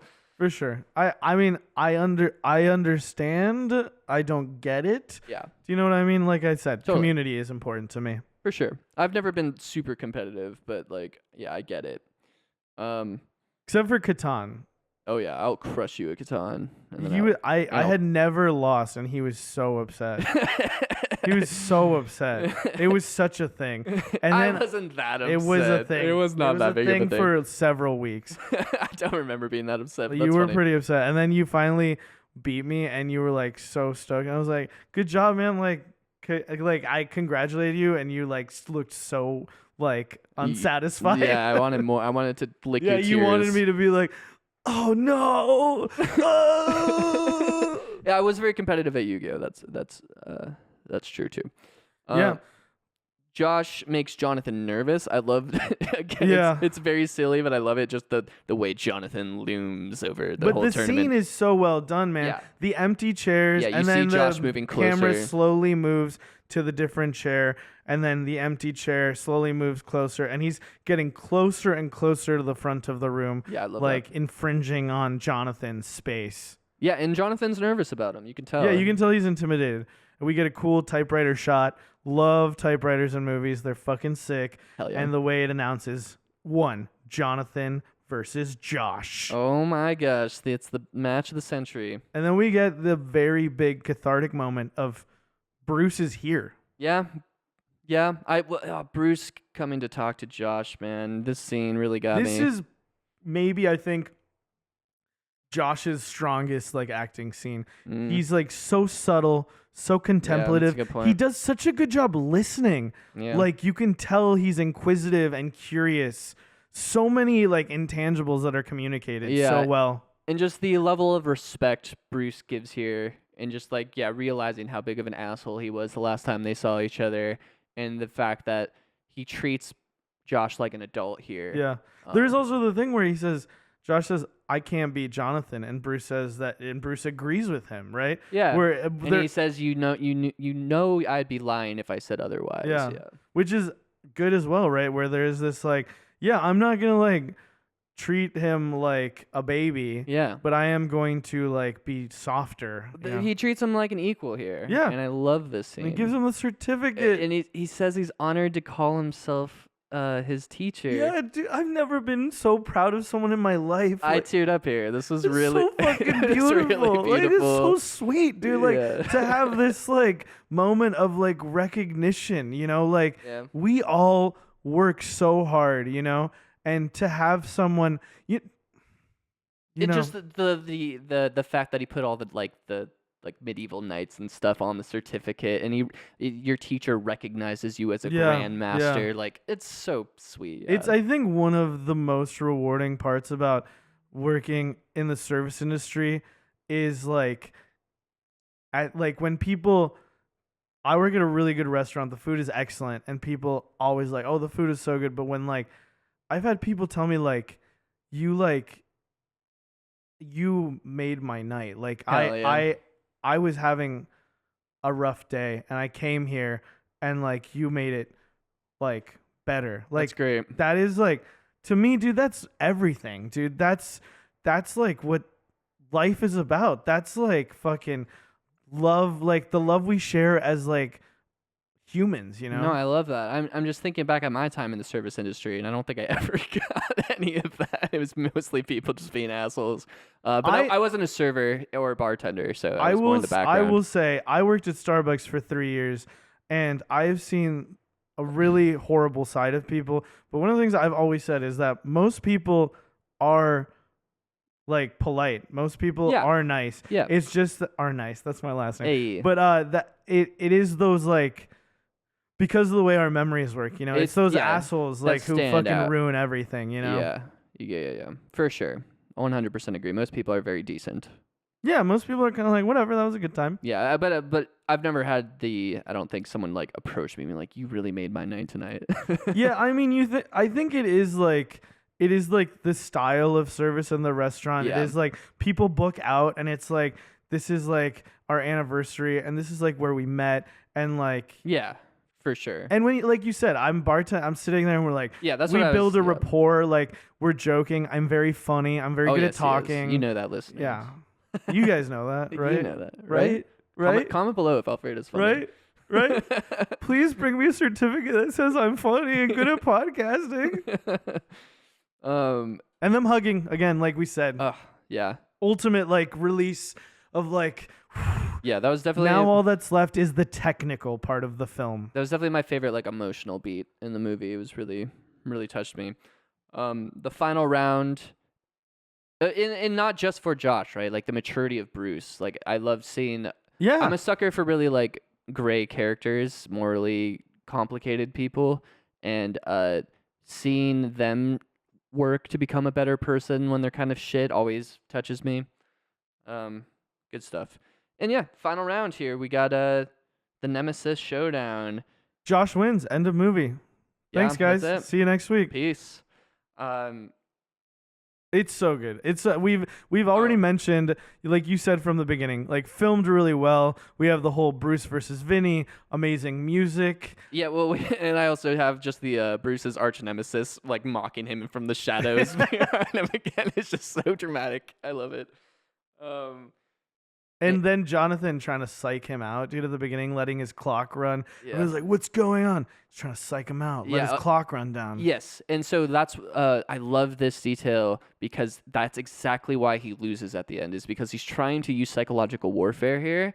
And that's what he thinks Josh is doing to him at the end when he's calling the draw. So it's because of his own hang-ups around the way you approach chess. It's like the philosophy of Josh trying to be decent is like also Jonathan's weakness. I also think we have this we have another part where I think that sometimes we get this sort of like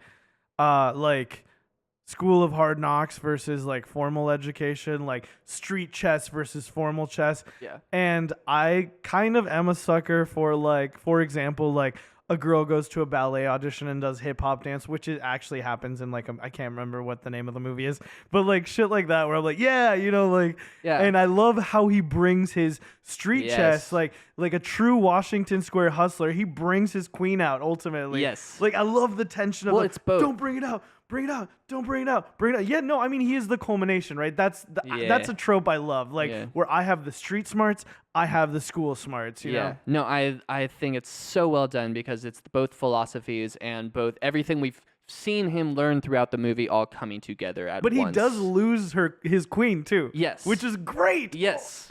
Yes, but apparently part of his plan, which I didn't really understand as a kid. I think the whole point, if I'm understanding this whole chess play, is that you sacrifice your queen so that he puts himself in a position where you will be able to get the queen back in a couple turns.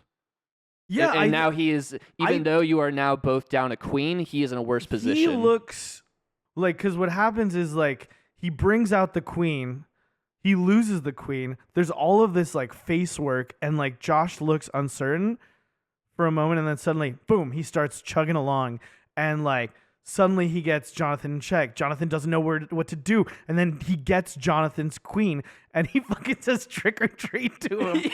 Yeah, he does. And this is when Jonathan is riled up. So like he said, he can't beat Jonathan ideally. And that's the thing about this that I always love. Like if you run simulations, like maybe he would never win, but there's this, that he makes a mistake because he's riled up, right? Well, right. But it's also what I was talking about with the expert versus master, right? So because Josh recognizes that the school book rule is never bring out your queen, Jonathan can't really process this kind of creative choice. He can't resist taking the queen. He's like, you're an idiot. You brought your queen out. I'm going to take her. Yeah, everything in the book say, I need to take this. Well, and I think what he does is he takes the queen with his queen. So him bringing out his queen makes him bring out his queen. Exactly. Yeah, so it's all about putting you... Even though, like I said, they both lose their queen, Jonathan's position is now worse. Yeah, and then we have the 12 moves away. It's there if you see it. There's all the jargon where Bruce is, and the voiceover of Josh thinking about don't as move Bruce until you explained. See it. Yeah, don't move until you see Bruce it. And way in the background, all 12 moves. Yeah, I love that. Good. This shit is like what this is what movies are about, dude. Yeah, and Bruce realizing he's got it, and we have the flashback to the scene, and this is a good. We say, sometimes flashbacks are good, sometimes they're bad. This one's a good one. Yeah, he flashes back to Bruce knocking all the pieces off the chessboard, and this is how Josh, I keep almost calling him Jonathan, Josh realizes how to break down the 12 moves to checkmate. Yeah. And there's a cool scene where he looks at the board, and you don't see the board, right? You're just looking, the camera's towards Josh, but you see there's no pieces in front of him that you could see before. Yeah. And the camera cuts to Jonathan, and you can see pieces in front of him. I noticed that too. Love that shit. Really Love where we take the like psychological and make it physical in like film. Totally. And this is Josh's hero moment, right? This is Peter Parker at the end of Spider-Man being like, oh, maybe I shouldn't kill Green Goblin, right? You've lost, you just don't know it. Yeah, and he offers him a draw, and again, like I said, also love how he just puts his hand out, and everyone's like, "What's he doing?" Yeah, so he's offering him a draw. And this is where Bruce also realizes he was wrong, right? Because he realizes that Josh doesn't hate his enemy, and he's still kicking his ass, right? Yeah, for sure. And yeah, Jonathan, this is his downfall. Jonathan thinks he's messing with him. He can't see the move that far ahead. And it turns into a fucking duel. Like, they both stand up for the end of the fucking match. Just them both racing to get their queen. I love just boom. Yeah, and I do love that at the end, they both have a king, they both have a queen, and then the moment he takes fucking Jonathan's queen, and it's just his king. You see Jonathan's face, and then him fucking tipping his king over on the side. So fucking satisfying, dude. Great stuff. Yeah, I really love the whole breakdown of this scene. And then everyone like rushes in, and Jonathan just walks out looking really sad. And I think he gives him the GGs. Good game. And just poor Jonathan here, man. This is where I was just like, he's still a kid, man. He's just treated like such a little demon. But like, the whole crowd rushing past him to celebrate Josh. And we have this mirroring of Vinny, like sort of like congratulating Josh as Josh looks through this like weird, like it's a window that's like you can't see through it perfectly. Like you can only see vague shapes, and you can tell that the fucking evil dude is chastising fucking Jonathan through the fucking murky window. Yeah, I thought that was an interesting shot too. And then we get Caleb, the fucking parent. He's talking to Morgan about his loss, you know, and like you see Josh realizing like, and he's like, well, what did you do? And you can tell Morgan wants to go celebrate with his friend who just won, but like his dad is like so focused on this shit, and you see Josh like looking at his parents, looking at it, and realizing like, I'm lucky, dude. You know, I got good parents. Yeah. Yeah, I don't know. I like that moment. Yeah, and the thing that Morgan screwed up on is he took his queen out too early. Yeah, well, I do that too. Yeah, good stuff. So man. cute. Yeah, and then you're a much stronger player than I was at I your love age. it. Want to know the secret? I'm gonna tell you a secret. It's really cute. It's so fucking cute. It's you and me, dude. Yeah, it was really cute. Walking off against the world. And then it ends with a little more Bobby Fischer lore that he did come back to face his arch nemesis in 1992 and then disappeared again. Yeah. Good stuff. And we get a lot of Josh lore that he's he lived a well-rounded life, played a bunch of sports. He was a top-ranked player. And then, I looked up his Wikipedia. He was also a world champion martial artist. Yeah. Pretty awesome guy. Yeah, seems like a cool guy. Hell yeah. That's Searching for Bobby Fischer. It is. I think we found him. I think we did. It was the friends we made along the way. What's your tier ranking? I'm suspecting yours will be higher. I'm going to go ahead and give it a B tier. I thought it was excellent. I thought it was really good. A little corny at parts for me, a little tropey for me, but like great acting, great setup, great messages. Thought the themes were really strong. A lot of, great cinematography, solid music. Really good. I'm not going to land anywhere squarely on my feet. I am going to say this... I'm somewhere between an A+ and an S. I think that the emotional aspects of this film are so well executed. I think this is an aspect of filmmaking that if you do well enough, I'll give you an S tier. Like if you can convey these nuanced, very deep emotions that speak to like humanity and familial relationships and community in this way. Yeah, I'll give it an S tier. I'm a little hesitant just because I am not really because of the movie, because more so of my I've been just sort of thinking more and more about like maybe I was a bit too generous at first, too easy to go S. So I'll call it an A+ with large potential to go S. Hell yeah. That's awesome. Yeah, I think it's a great movie. I was pleasantly surprised, really glad we visited. I think it's a perfect fit for people who are good at stuff. So this one is the same tier as 1984 Dune for you. No, I gave that a C. Oh, okay. You did. Okay. Yeah. What did I give it? Did I give it a C? No, I gave it a D. Yeah, you did. I'm fucking cool as fuck. Hating on David Lynch is not cool, Alfredo. I'm not hating on David Lynch. I'm hating on his movie. Yeah, it's a weird fucking movie. I'll say that much. Go listen to our Dune episode. Again, he didn't get final cut. It's a big part of it. For sure.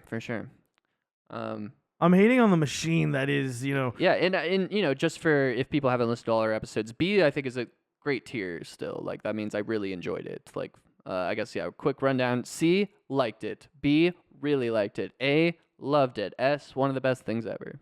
I'm not gonna give a quick rundown because I think there's a lot more to it than that. But it just depends on how you rate it, right? That's how I. I mean, I think we talked about C means that it was entertaining. It like set out to accomplish what we think of as the sort of bare minimum for like a film, which is to entertain. And then I think there are other aspects that can come into play. Like I said, emotionality is like a big thing. Like if it's very emotionally salient, like it's gonna skyrocket. Like if it attempts that, like it gets it over a sea a lot. And you know, there's more to that. Again, I think it's too much to get into. For sure. And I gotta go to work. Hell yeah. Well, next week, Alfredo, what movie we doing? Doing our second Paul Thomas Anderson movie. We're gonna do Boogie Nights. Yeah. This guy's good at fucking. Guy's and having a huge hog. He sure is. I'm very excited to get into Boogie Nights. I've only seen it one time, but it made a big impact on me. I thought it was really good. So yeah, we're gonna have a good time with that. Hell yeah. Well, until then, we will catch you next time. As has been previously stated, we are Cinema Fourcast. Find us on social media, Cinema Fourcast. Please like, subscribe, leave a 5-star review if you can. And I'll read it out on the old potty. And we'll see you in the forecast. That's going to be a thing, by the way. What? Potty? Yeah, calling it the potty. We'll see about that. I mean, it's not going to be a thing, but like, maybe you could just let me say it's going to be a thing. Okay, yeah. It's not going to be a thing. It's fine. All right, do the thing. That was good. We'll see you in the forecast. Cast.